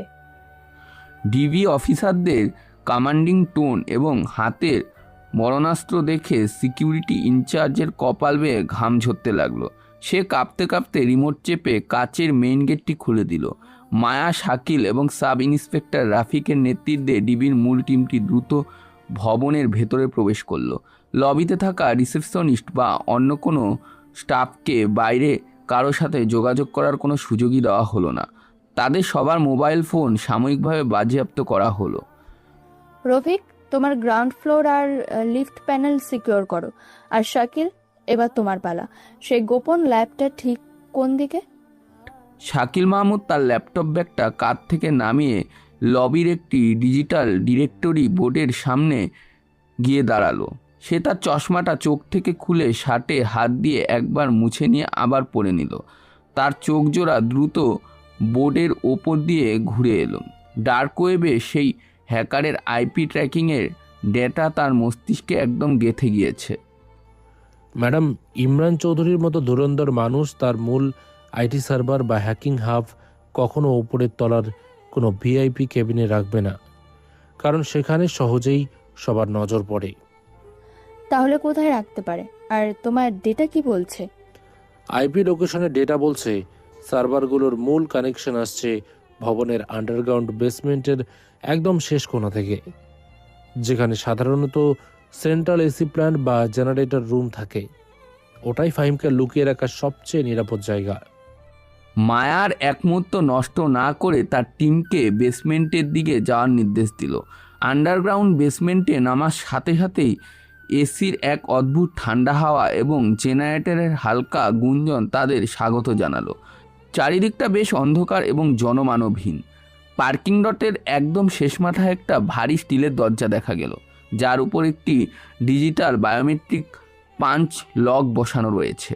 দরজার ওপর কোনো সাইনবোর্ড নেই, শুধু একটি লাল রঙের এলইডি লাইট জ্বলছে, যা ইঙ্গিত করছে দরজাটির ভেতর থেকে সম্পূর্ণ সিল্ড। রাফিক লকের কাছে গিয়ে ভালো করে পরিদর্শন করলো। দরজাটা বায়োমেট্রিক লক করা ম্যাডাম। আমাদের ল্যাবের মাস্টার কি দিয়েও এটা খুলে অন্তত 20 মিনিট সময় লাগবে। আমাদের হাতে 20 মিনিট সময় নেই। রফিক, ভেতরে ফাহিম আহমেদের জীবন বিপন্ন। ব্লাস্ট ইঞ্জিনিয়ারকে ডাকো। ব্লো টর্চ আর এক্সপ্লোসিভ দিয়ে দরজা 1 মিনিটে ওড়াও। ডিবি স্পেশাল এক্সপার্ট অফিসার দ্রুত এগিয়ে এলেন। লকের চারিপাশটা একটি বিশেষ লিকুইড এক্সপ্লোসিভ লাগিয়ে ছোট একটি ডেটোনেটেড তার জুড়ে দেওয়া হলো। সবাই দেওয়াল আড়ালে পজিশন নেওয়ার পর একটু মৃদু কাউন্টিং শব্দ হলো, 3, 2, 1, এবং একটি চাপা বিস্ফোরণের শব্দে স্টিলের দরজার লকটি ভেঙে ছিটকে ভেতরে পড়ে গেল। ধোয়া কাটার আগে মায়ার নেতৃত্বে ডিবি টিম ভেতরে প্রবেশ করলো। ভেতরে ঢোকার পর দেখা গেল সেটি কোনো সাধারণ জেনারেটর রুম নয়, বরং একটি বিশ্বমানের আধুনিক ল্যাব এবং সার্ভার রুম। চারিদিকে বড় বড় সার্ভার র্যাক, যেগুলোতে নীল আর সবুজ লাইট অনবরত জ্বলছে আর নিচ্ছে। আর সেই ল্যাবের ঠিক মাঝখানে একটি লোহার চেয়ারের সাথে শক্ত করে বেঁধে রাখা হয়েছে নিখোঁজ ডেভেলপার ফাহিম আহমেদকে। তার সাদা শার্টটি রক্তাক্ত, চোখের নিচে কালচে আঘাতের দাগ এবং ঠোঁটের কোণা ফেটে রক্ত শুকিয়ে আছে। তার সামনে একটি বিশালাকার মনিটরের পাশে দাঁড়িয়ে আছে স্বয়ং নেক্সাস গ্লোবালের চেয়ারম্যান ইমরান চৌধুরী এবং তার প্রধান সাইবার হ্যাকার। পুলিশের এই অতর্কিত রেইড দেখেও ইমরান চৌধুরীর বিন্দুমাত্র ঘাবড়ে গেল না বা সাধারণ অপরাধীদের মতন পালানোর চেষ্টা করলো না। তিনি তার দামি ইতালিয়ান স্যুটের হাতটা একটু ঠিক করে নিল, টেবিল থেকে একটি ক্রিস্টালের গ্লাসে পানি ঢেলে এক চুমুক দিলেন। তারপর অত্যন্ত ঠান্ডা এবং উপহাসের গলায় বললেন, অফিসার মায়া চৌধুরী, ডিবির এত বড় সাহস যে মাঝরাতে নেক্সাস গ্লোবালের পার্সোনাল ডাটা সেন্টার বিনা অনুমতিতে দরজা ভেঙে ঢুকলো। আপনারা কি জানেন যে আমার মাত্র একটা সিঙ্গেল ফোনই আপনাদের আইজিপি সাহেব আগামীকাল ভোরে সূর্য ওঠার আগে আপনাদের পুরো টিমকে সাসপেন্ড করতে পারে। আপনারা কার সাথে লড়ছেন সেই আইডিয়া কি আছে? মায়া এক কদম এগিয়ে এসে সরাসরি ইমরান চৌধুরীর চোখের দিকে তাকালো। তার পিস্তলের নলটি এখনও নিচের দিকে নামানো থাকলেও তার দৃষ্টি ছিল ইমরান চৌধুরীর চেয়েও ধারালো। আপনার সেই ফোনের পাওয়ার অলরেডি শেষ হয়ে গেছে ইমরান সাহেব। আরমান আলীরও এমন অনেক পাওয়ার ছিল, কিন্তু এখন সে ট্রাইব্যুনালের সেলে বসে নিজের ভবিষ্যৎ গুনছে। আরমান আলীকে ধরেছিস তো নিজেকে অনেক মহান মনে করিস? আরে সে তো একটা দাবার গুটি ছিল মাত্র, যাকে আমার ইচ্ছেতে চলতে হতো। কিন্তু এত কিছু জয় করার পরেও তোর ভয়টা যায়নি, আর তার জন্যে আজ সে জেলে। তার মানে বড়িয়া গ্রামের সেই ঘটনার সঙ্গে আপনিও জড়িত ছিলেন? মিডিয়ার সামনে ঘোষণা দিলেই কেউ মাস্টার মাইন্ড হয়ে যায় না। ফাহিম আহমেদের ল্যাপটপ থেকে চুরি করা সেই এনক্রিপ্টেড ডাটা ফাইল, যার ভেতর 3টে ব্যাংকের 500 কোটি টাকা পাচারের অকাট্য লেজার রয়েছে, তা এখন আমাদের অফিসিয়াল সার্ভারে জমা আছে। আপনার দিন আবার শেষ হয়ে এসছে। ইমরান চৌধুরী এক কুৎসিত হাসি হাসলেন। ডেটা থাকলেই আদালতের অপরাধ প্রমাণ হয় না অফিসার মায়া। সাইবার ক্রাইমের আইন এত সহজ নয়। কোনো ডিজিটাল ফরেন্সিক ল্যাব কি প্রমাণ করতে পারবে যে ওই আইপি বা ট্রানজ্যাকশন আমার হাতের স্পর্শে হয়েছে? ওটা তো ফাহিম আহমেদের অ্যাকাউন্ট থেকেও হতে পারত। ফাহিম নিজেই চোর, আমি তো তাকে এখানে আটকে রেখে সত্যি বের করার চেষ্টা করছিলাম। ফাহিম আহমেদ চেয়ারে বাঁধা অবস্থাতেই চিৎকার করার চেষ্টা করলো, কিন্তু তার মুখে টেপ লাগানো থাকায় শুধু একটি অস্পষ্ট গঙ্গানির শব্দই বের হলো। ঠিক এই মুহূর্তেই শাকিল মাহমুদ মায়ার পেছন থেকে ধীর পায়ে এগিয়ে এলো। তার মুখায়ব ছিল একদম নির্বিকার, যেন সে কোনো থ্রিলার ক্রাইম স্পটে নেই, বরং নিজের লাইব্রেরিতে বসে কোনো ইতিহাস বইয়ের পাতা উল্টাচ্ছে। সে সরাসরি ফাহিমের টেবিলের উপর রাখা মেইন কন্ট্রোল ল্যাপটপটার সামনে গিয়ে দাঁড়ালো। ল্যাবের প্রধান হ্যাকারটি শাকিলকে বাধা দিতে যেতেই রাফিক তার সাব মেশিনগানের ব্যারেলটা লোকটির বুক বরাবর ঠেকিয়ে দিল। শাকিল কিবোর্ডের উপরে তার লম্বা আঙুলগুলো দিয়ে কয়েকটি অত্যন্ত জটিল কোড টাইপ করলো। তার প্রতিটি ক্লিকের শব্দ এই নিস্তব্ধ ল্যাবে এক অদ্ভুত মনস্তাত্ত্বিক চাপ তৈরি করছিল। কয়েক সেকেন্ডের মধ্যে ল্যাবের পেছনের দেওয়ালে থাকা বিশাল প্রজেক্টর স্ক্রিনটি সচল হয়ে উঠল এবং সেখানে কিছু লাইভ কোডিং রান হতে শুরু করলো। শাকিল কিবোর্ডের এন্টার বাটনটি চেপে চশমাটা ঠিক করতে করতে শান্ত গলায় বলল, আদালতে কিভাবে প্রমাণ করতে হয় সেই চিন্তা আপনাকে করতে হবে না ইমরান সাহেব। ফাহিম আহমেদ যে ফাইলটা এনক্রিপ্ট করেছিল তার ডেসক্রিপশন কি কোনো সাধারণ টেক্সট বা পাসওয়ার্ড ছিল না, ওটা ছিল একটা ইউনিক লজিক ট্র্যাপ। ফাহিম ফাইলটা এমনভাবে ডিজাইন করেছিল যে আপনি যখনই তাকে টর্চার করে ফাইলটা ডিলিট বা মডিফাই করার জন্য আপনার এই পার্সোনাল ল্যাপটপে বা আইপ্যাডে পেনড্রাইভটি প্লাগ ইন করেছেন, অমনি আপনার ডিভাইসের ইউনিক হার্ডওয়্যার ম্যাক অ্যাড্রেসটি ফাইলের ডিজিটাল সিগনেচারের সাথে পার্মানেন্টলি লক হয়ে গেছে। অর্থাৎ এই জালিয়াতির ফাইলে হাত দেওয়া মাত্রই আপনার ডিজিটাল আঙ্গুলের ছাপ সেখানে চিরতরে বসে গেছে। আপনি নিজেই নিজের তৈরি করা অহংকারের ফাঁদে পা দিয়েছেন। প্রজেক্টর স্ক্রিনে তখন ইমরান চৌধুরীর নিজস্ব আইপ্যাডের সিরিয়াল নাম্বার, ম্যাক অ্যাড্রেস এবং তার পার্সোনাল মোবাইলের সমস্ত configuration, banking transaction, live data একটার পর একটা ভেসে উঠছিল। ইমরান চৌধুরীর মুখে সেই সুপ্রতিষ্ঠিত কর্পোরেট ভদ্রতা মুখোশটি 1 সেকেন্ডের ভগ্নাংশের মধ্যে ধূলিসাৎ হয়ে গেল। তার কপাল বেয়ে এক ফোঁটা ঠান্ডা ঘাম গড়িয়ে পড়ল। সে বুঝতে পারল এই চশমা পরা শান্ত ছেলেটি তার তৈরি করা পুরো ডিজিটাল সাম্রাজ্যের ভেতরে মাত্র কয়েকটা ক্লিকের মাধ্যমে নিমিষেই ধস নামিয়ে দিয়েছে। বেসমেন্টের সেই কাজঘেরা ল্যাবের ভেতরে থমথমে বাতাস তখন বারুদের মতন উত্তপ্ত হয়ে উঠেছে। প্রজেক্টরের স্ক্রিনে নিজের সমস্ত গোপন ব্যাংকিং ট্রানজ্যাকশন আর অর্থ পাচারের লাইভ ডেটা ভেসে উঠতে দেখে ইমরান চৌধুরীর চওড়া চোয়াল শক্ত হয়ে গেল। তার এত বছরের চতুরতা, কর্পোরেটের অহংকার আর ক্ষমতার দম্ভ যেন এক নিমিষেই তাসের ঘরের মতন ভেঙে পড়তে শুরু করেছে। কিন্তু এই ধরনের মানুষ সহজে পরাজয় মেনে নেয় না। কোণঠাসা পশুর মতন সে তার চূড়ান্ত এবং সবচেয়ে বিপজ্জনক চালটি চালার সিদ্ধান্ত নিল।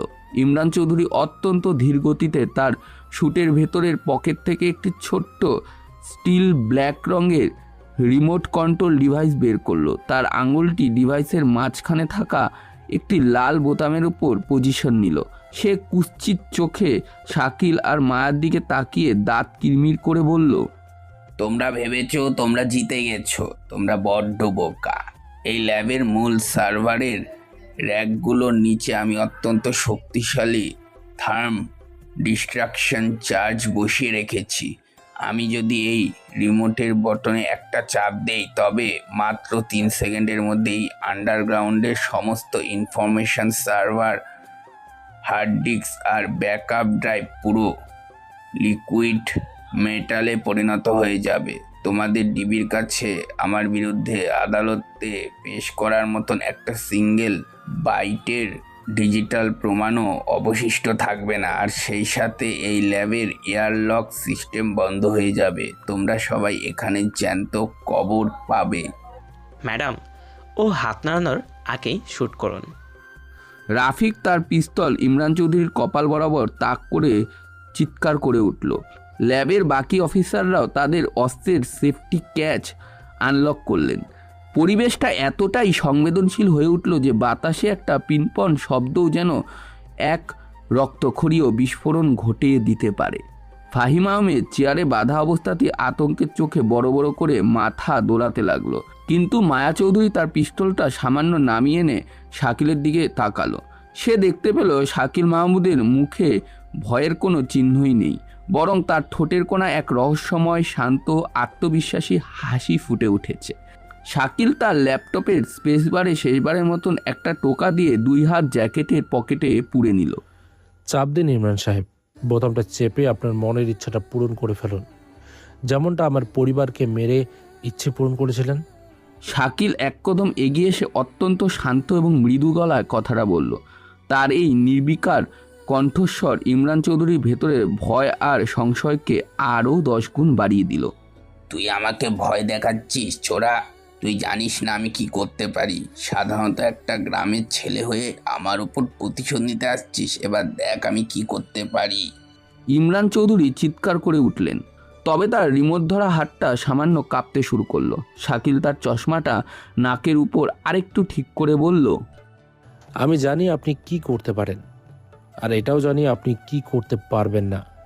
আপনি যখন ফাহিমের ফাইলে নিজের আইপ্যাড কানেক্ট করেছিলেন তখন আমি শুধু আপনার ট্রানজ্যাকশন ডেটা চুরি করিনি, আমি আপনার সুইজারল্যান্ডের ইউবিএস ব্যাংক এবং ক্যামান আইল্যান্ডের যে অফশোর অ্যাকাউন্টগুলোতে 500 কোটি টাকা লুকোনো আছে সেই পুরো ব্যাংকিং নেটওয়ার্কের মেইন গেটওয়েটা এই ল্যাপটপের সাথে লিঙ্ক করে ফেলেছি। আপনি যদি এই রিমোট চেপে এখানকার লোকাল সার্ভার ধ্বংস করেন তবে আপনার সেই আন্তর্জাতিক অ্যাকাউন্টগুলোর ডিজিটাল ক্রিপ্টো কি চিরকালের জন্য লক হয়ে যাবে। নেক্সাস গ্লোবালের অ্যাকাউন্টগুলো আন্তর্জাতিকভাবে ব্ল্যাক লিস্টেড হয়ে যাবে। আপনি আজ রাতের মধ্যে একজন 1000 কোটি টাকার গডফাদার থেকে ফুটপাতের এক সাধারণ ভিখারিতে পরিণত হবেন। এখন সিদ্ধান্ত আপনার, প্রমাণ ধ্বংস করে জেলের বাইরে ফকির হয়ে ঘুরবেন, নাকি প্রমাণ সহ জেলে গিয়ে নিজের টাকাটা ওপারে অক্ষত রাখবেন। শাকিলের এই অকাট্য মনস্তাত্ত্বিক চালটি ইমরান চৌধুরীর মস্তিষ্কের সবচেয়ে দুর্বল জায়গায় আঘাত করলো। একজন চরম লোভী মানুষের কাছে তার জীবনের চেয়েও তার অবৈধ টাকার মূল্য অনেক বেশি। টাকা ছাড়া সে নিজেকে একটা মৃতদেহের চেয়েও বেশি কিছু ভাবতে পারে না। লোভ, ক্রোধ আর পরাজয়, এই চূড়ান্ত মনস্তাত্ত্বিক দ্বন্দ্বে সে শাকিলের চোখের ভেতরে গভীর ও শান্ত স্থিরতার কাছে হেরে গেল। ইমরান চৌধুরীর হাত থেকে প্লাস্টিকের ছোট্ট রিমোটটা ফসকে ল্যাবের মার্বেলের মেঝেতে পড়ে গেল। সে আর সোজা হয়ে দাঁড়িয়ে থাকতে পারল না। পেছনে একটি চামড়ার চেয়ারে ধাপ করে বসে পড়ল। তার চুলে হাত দিয়ে সে নিজের অবয়ব আড়াল করার চেষ্টা করতে লাগলো। তার এত বছরের তৈরি করা অপরাধের সুড়ঙ্গ প্রসাদটি মাত্র কয়েকটা ক্লিকের মাধ্যমে এক শান্ত লাইব্রেরিয়ানের বুদ্ধির কাছে ধুলোয় মিশে গেল। মায়া চৌধুরী আর এক মুহূর্ত নষ্ট না করে দ্রুত এগিয়ে গেল। সে অত্যন্ত শক্ত এবং পেশাদার হাতে ইমরান চৌধুরীর 2 হাত পেছনের দিকে ঘুরিয়ে স্টিলের ঠান্ডা হ্যান্ডক্রাফটটা পরিয়ে দিল। ধাতব ক্লিক শব্দটা যেন এই কর্পোরেট পিশাচের জীবনের চূড়ান্ত জবনিকা টেনে দিল। ইমরান চৌধুরী, আন্তর্জাতিক সাইবার জালিয়াতি, অর্থ পাচার, রাষ্ট্রীয় নিরাপত্তা বিঘ্নিত করা এবং সরকারি কর্মকর্তা ফাহিম আহমেদকে ল্যাবে আটকে রেখে শারীরিক নির্যাতনের অপরাধে আপনাকে অফিসিয়ালি গ্রেফতার করা হলো। মায়া তার ধারালো গলায় চার্জগুলো পড়ে শোনালো। রাফিক এবং বাকি অফিসাররা দ্রুত এগিয়ে গিয়ে ফাহিম আহমেদের গায়ের বাঁধন কেটে দিলেন। ফাহিম চেয়ার থেকে মুক্ত হয়েই মেঝেতে পড়ে যাচ্ছিল। রাফিক তাকে ধরে সোফায় বসালো এবং পানি খাইয়ে শান্ত করলো। ফাহিম চোখের কৃতজ্ঞতার জল নিয়ে শাকিলের দিকে তাকালো। সে খুব ভালো করেই বুঝতে পেরেছে এই শান্ত চশমা পরা অলৌকিক ছেলেটা মাঝরাতে ছায়ার মতন এসে না দাঁড়ালে আজ ভেতরের আলো দেখার আগেই তার লাশ বুড়িগঙ্গা নদী বা কোনো ম্যানহোলের নিচে পাওয়া যেত। রফিক, ফাহিম সাহেবকে ইমিডিয়েটলি ডিবি সেফ অ্যাম্বুলেন্সে করে সেন্ট্রাল হসপিটালে পাঠাও। আর ইমরান চৌধুরী এবং তার এই হ্যাকারকে জোন 4-এর স্পেশাল ইন্টারোগেশন সেলে নিয়ে চলো। ল্যাবের বাইরে তখন ভোরের প্রথম আলো ফুটতে শুরু করেছে। বনানীর কাজঘেরা আকাশচুম্বী ভবনগুলোর ওপর শরতের সোনালি রোদ এসে পড়েছে। ডিবির কালো জিপ গাড়িগুলো যখন ইমরান চৌধুরীকে নিয়ে সাইরেন বাজিয়ে হেডকোয়ার্টারের দিকে রওনা দিল, তখন পুরো শহরের আকাশটা এক নতুন স্নিগ্ধতায় ভরে উঠেছে। মায়া গাড়ির পাশে দাঁড়িয়ে ভোরের ঠান্ডা বাতাসে একটা লম্বা শ্বাস নিল। তারপর পাশে দাঁড়িয়ে থাকা শাকিলের দিকে তাকালো আর বলল, আবারও তুমি এই শহরটাকে একটা বিশাল সাইবার ধ্বংসযজ্ঞ আর বিপর্যয়ের হাত থেকে বাঁচালে শাকিল। মায়ার কণ্ঠস্বরে এবার কোনো পুলিশ অফিসারের কড়া ভাব ছিল না, ছিল এক গম্ভীর মানবিক শ্রদ্ধা ও কৃতজ্ঞতা। শাকিল তার ল্যাপটপ ব্যাগটা কাঁধে ভালো করে ঝুলিয়ে নিয়ে পূব আকাশের ভোরের সূর্যের দিকে তাকালো। সে মৃদু হেসে বলল, আমি শুধু আমার দায়িত্বটুকু পালন করেছি অফিসার মায়া। ডিজিটাল জগৎ হোক আর বাস্তব জগৎ, অপরাধীরা নিজেদের যত বড় বুদ্ধিমানই ভাবুক না কেন, তারা অহংকারের বশে সব সময় একটা ছোট ভুল চিহ্ন রেখে যায়। আর একজন প্রহরীর কাজ হলো শুধু শান্ত মাথায় সেই চিহ্নটা খুঁজে বের করে আলোর নিচে নিয়ে আসা। তুমি কি আগে থেকে জানতে যে ইমরান চৌধুরী আরমান আলীর সঙ্গে ছিল? আমি তার ব্যাপারে খোঁজ খবর নেওয়ার সময় জানতে পারি সে আমার গ্রাম ধ্বংসের কারণ ছিল, আর তাই আমি সেই কেসটা পূরণ করতে সাহায্য করি। আরেকজন প্রহরীর কাজই তো এটা, প্রতিশোধ বাদ দিয়ে ঠান্ডা মাথায় অন্যায়কে দূর করা। মায়া হাসলো। সে জানে এই শহরের মানুষ যখন সকালের ঘুম থেকে উঠে পত্রিকায় ইমরান চৌধুরীর পতনের খবর পড়বে, তখন তারা ডিবির জয়গান গাইবে। কিন্তু কেউ কোনোদিন জানতেও পারবে না যে বিজয়নগরে এক অন্ধকার ধুলোবালি জমা বইয়ের দোকানের কাউন্টারে বসে থাকা সাধারণ এক যুবক এই পুরো যুদ্ধের মূল সেনাপতি ছিল। মায়া মুচকি হেসে গাড়িতে উঠল। চাবি ঘুরিয়ে গাড়ি স্টার্ট দিয়ে রওনা হয়ে গেল নিজের গন্তব্যের উদ্দেশ্যে। ইমরান চৌধুরীর নাটকীয় গ্রেপ্তারির পর কেটে গেছে আরও কয়েকটা দীর্ঘ মাস। দেশের ব্যাংকিং সেক্টর এবং আইটি সিকিউরিটির সিস্টেম এক বিশাল বৈপ্লবিক সংস্কার এসেছে। ফাহিম আহমেদ সম্পূর্ণ সুস্থ হয়ে ডিবি ডিজিটাল উইংয়ের বিশেষ পরামর্শক হিসেবে আবার তার কাজ ফিরেছে। নেক্সাস গ্লোবালের পাচার হওয়া 500 কোটি টাকা প্রথম কিস্তি ইতিমধ্যে সুইজারল্যান্ডের ব্যাংক থেকে আইনি প্রক্রিয়ায় দেশে ফেরত আনা সম্ভব হয়েছে। আরমান আলী ও ইমরান চৌধুরী দুজনেরই মামলায় এখন দেশের দ্রুত বিচারক ট্রাইব্যুনালের চূড়ান্ত রায়ের অপেক্ষায়, যেখানে তাদের যাবজ্জীবন কারাদণ্ড প্রায় নিশ্চিত। আজ বিকেলে বিজয়নগরের সেই পুরনো ও জরাজীর্ণ গলিটা এক অদ্ভুত শান্ত এবং মনোরম পরিবেশ বিরাজ করছে। আষাঢ়ের মেঘ আর শরতের তপ্ত রোদ পেরিয়ে এখন প্রাকৃতির এক মৃদু ও স্নিগ্ধ হাওয়া বইছে। বিকেলের মরা সোনা রোদ এসে পড়েছে অক্ষরমালা বুকশপ ও লাইব্রেরির পুরনো কাঠের তৈরি সাইনবোর্ডের ওপর। দোকানের দরজায় ঝুলানো পিতলের ঘণ্টাটি পরিচিত মিষ্টি সুরে বেজে উঠল এবং ঘরের ভিতর প্রবেশ করল মায়া চৌধুরী। আজ তার পরনে ডিবির কোনো ফর্মাল জ্যাকেট বা পুলিশি পোশাক নেই। সে পরেছে একটি সাধারণ নীল রঙের সুতির শাড়ি। চুলে কোনো শক্ত পনিটেল নেই, বরং তার কাঁধের ওপর মুক্তভাবে ছেড়ে দেওয়া। তার এক হাতে একটি মিষ্টির প্যাকেট এবং অন্য হাতে একটি নেভি ব্লু রঙের চামড়ার ডায়েরি। কাউন্টারের ওপর বসে শাকিল মাহমুদ তখন এক প্রবীণ নিয়মিত গ্রাহককে একটি পুরনো ঢাকার ইতিহাস সংক্রান্ত বইয়ের পাতা উল্টিয়ে বুঝিয়ে দিচ্ছিল। গ্রাহকটি বইটি নিয়ে চলে যাওয়ার পর শাকিল মায়ার দিকে তাকালো। তার চোখে সেই চশমা, মুখে সেই পরিচিত নিরাসক্ত ও শান্ত ভাব। মায়াকে এক নতুন রূপে দেখেও তার চেহারায় কোনো বিশেষ বিস্ময় প্রকাশ পেল না, যে সে জানতো আজ মায়া কোনো অফিসিয়াল কাজ ছাড়াই শুধু তার সাথেই দেখা করতে আসবে। আজ তো আপনাকে অফিসার মায়া চৌধুরী মনে হচ্ছে না, মনে হচ্ছে এই অক্ষরমালার কোনো এক সাধারণ ও শান্ত বইপ্রেমী। শাকিল বইগুলো গুছিয়ে কাউন্টারের উপর 2 হাত রেখে মৃদু হেসে কথাটি বলল। মায়া মিষ্টির প্যাকেট আর নতুন ডায়েরিটা টেবিলের উপর রাখলো আর বলল, ইমরান চৌধুরীর মামলার চূড়ান্ত চার্জশিট আজ সকালে আদালতে জমা পড়েছে শাকিল। পুরো ডিপার্টমেন্টে আজ আনন্দের বন্যা বইছে। আইজিপি সাহেব খোদ আমাদের টিমকে পুরস্কৃত করেছেন। আর হ্যাঁ, ডিপার্টমেন্ট থেকে তোমার জন্য অফিসিয়ালি একটা বিশেষ থ্যাঙ্কস নোট এবং পুরস্কারের চেক পাঠানো হয়েছিল, যা আমি আমার গাড়িতেই রেখে এসেছি, কারণ আমি জানি তুমি ওটা কোনোদিনই গ্রহণ করবে না। শাকিল নতুন চামড়ার ডায়েরিটা হাতে নিয়ে তার শূন্য পাতাগুলো এক এক করে উল্টাতে লাগলো। কাগজের একটা খসখসে শব্দ পুরো লাইব্রেরির নীরবতা ছড়িয়ে পড়ল। সে নিচু স্বরে বলল, আমার কোনো অফিসিয়াল ধন্যবাদ বা চেকের প্রয়োজন নেই ম্যাডাম। এই অক্ষরমালাই আমার জীবনের সবচেয়ে বড় পুরস্কার।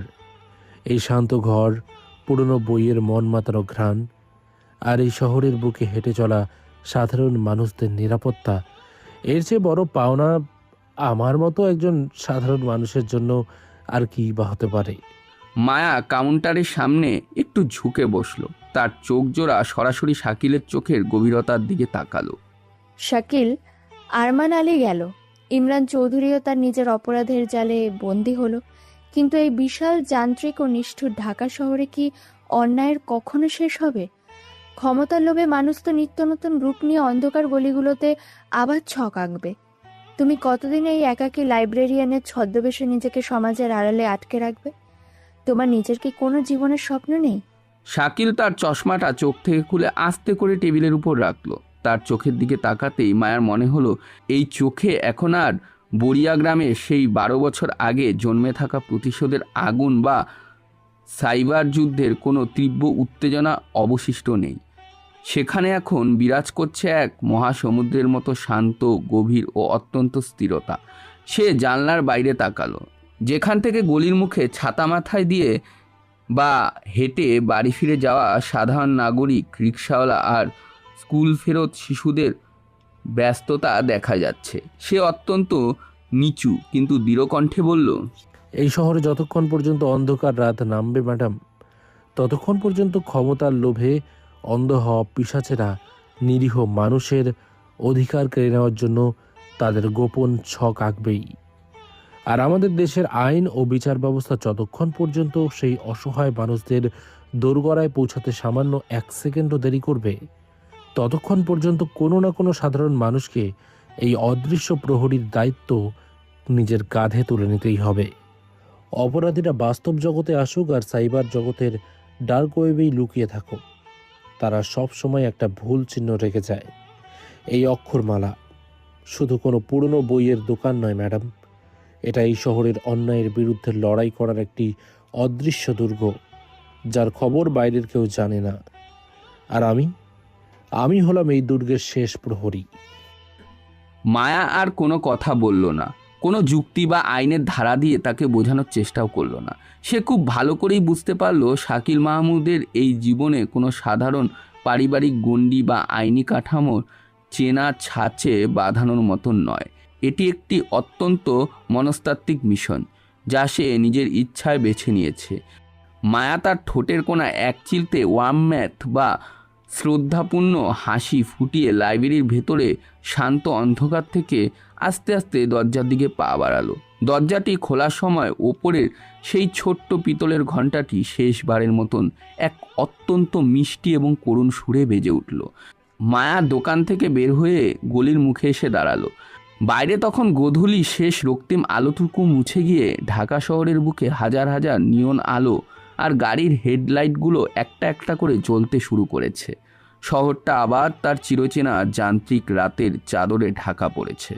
কিন্তু আজ মায়ার মনে কোনো আতঙ্ক নেই, কোনো সংশয় বা অস্থিরতা নেই, কারণ সে খুব ভালো করেই জানে এই তীব্র কোলাহল, ব্যস্ততার অন্ধকারের মাঝেও বিজয়নগরের এক নিস্তব্ধ ধুলোবালি জমা বইয়ের দোকানের কাউন্টারে বসে চশমা পরা এক শান্ত যুবক তার ইতিহাসের খাতা খুলে জেগে আছে এই শহরের প্রতিটি নিষ্পাপ ও অসহায় মানুষকে সুরক্ষা দেওয়ার জন্য। সে এক চিরন্তন শেষ প্রহরী হিসেবেই পরিচিত। তো গল্পটি এখানেই শেষ করা হলো। গল্পটি কেমন লাগলো অবশ্যই কমেন্ট করে জানাবেন। আর ইদানিং দেখছি অনেকেই গল্প শুনছেন কিন্তু কমেন্ট করছেন না। তাদের উদ্দেশ্যে বলছি, প্লিজ গল্পগুলো শোনার পরে অবশ্যই কমেন্ট করে জানাবেন, যাতে করে আমরা বুঝতে পারি আপনারা কীরকম টাইপের গল্প চান। আর আপনাদের কথা মাথায় রেখেই আমরা পরবর্তীতে সেরকম গল্পই নিয়ে আসার চেষ্টা করব। তো আজকের মতন এখানেই ইতি টানলাম। ধন্যবাদ।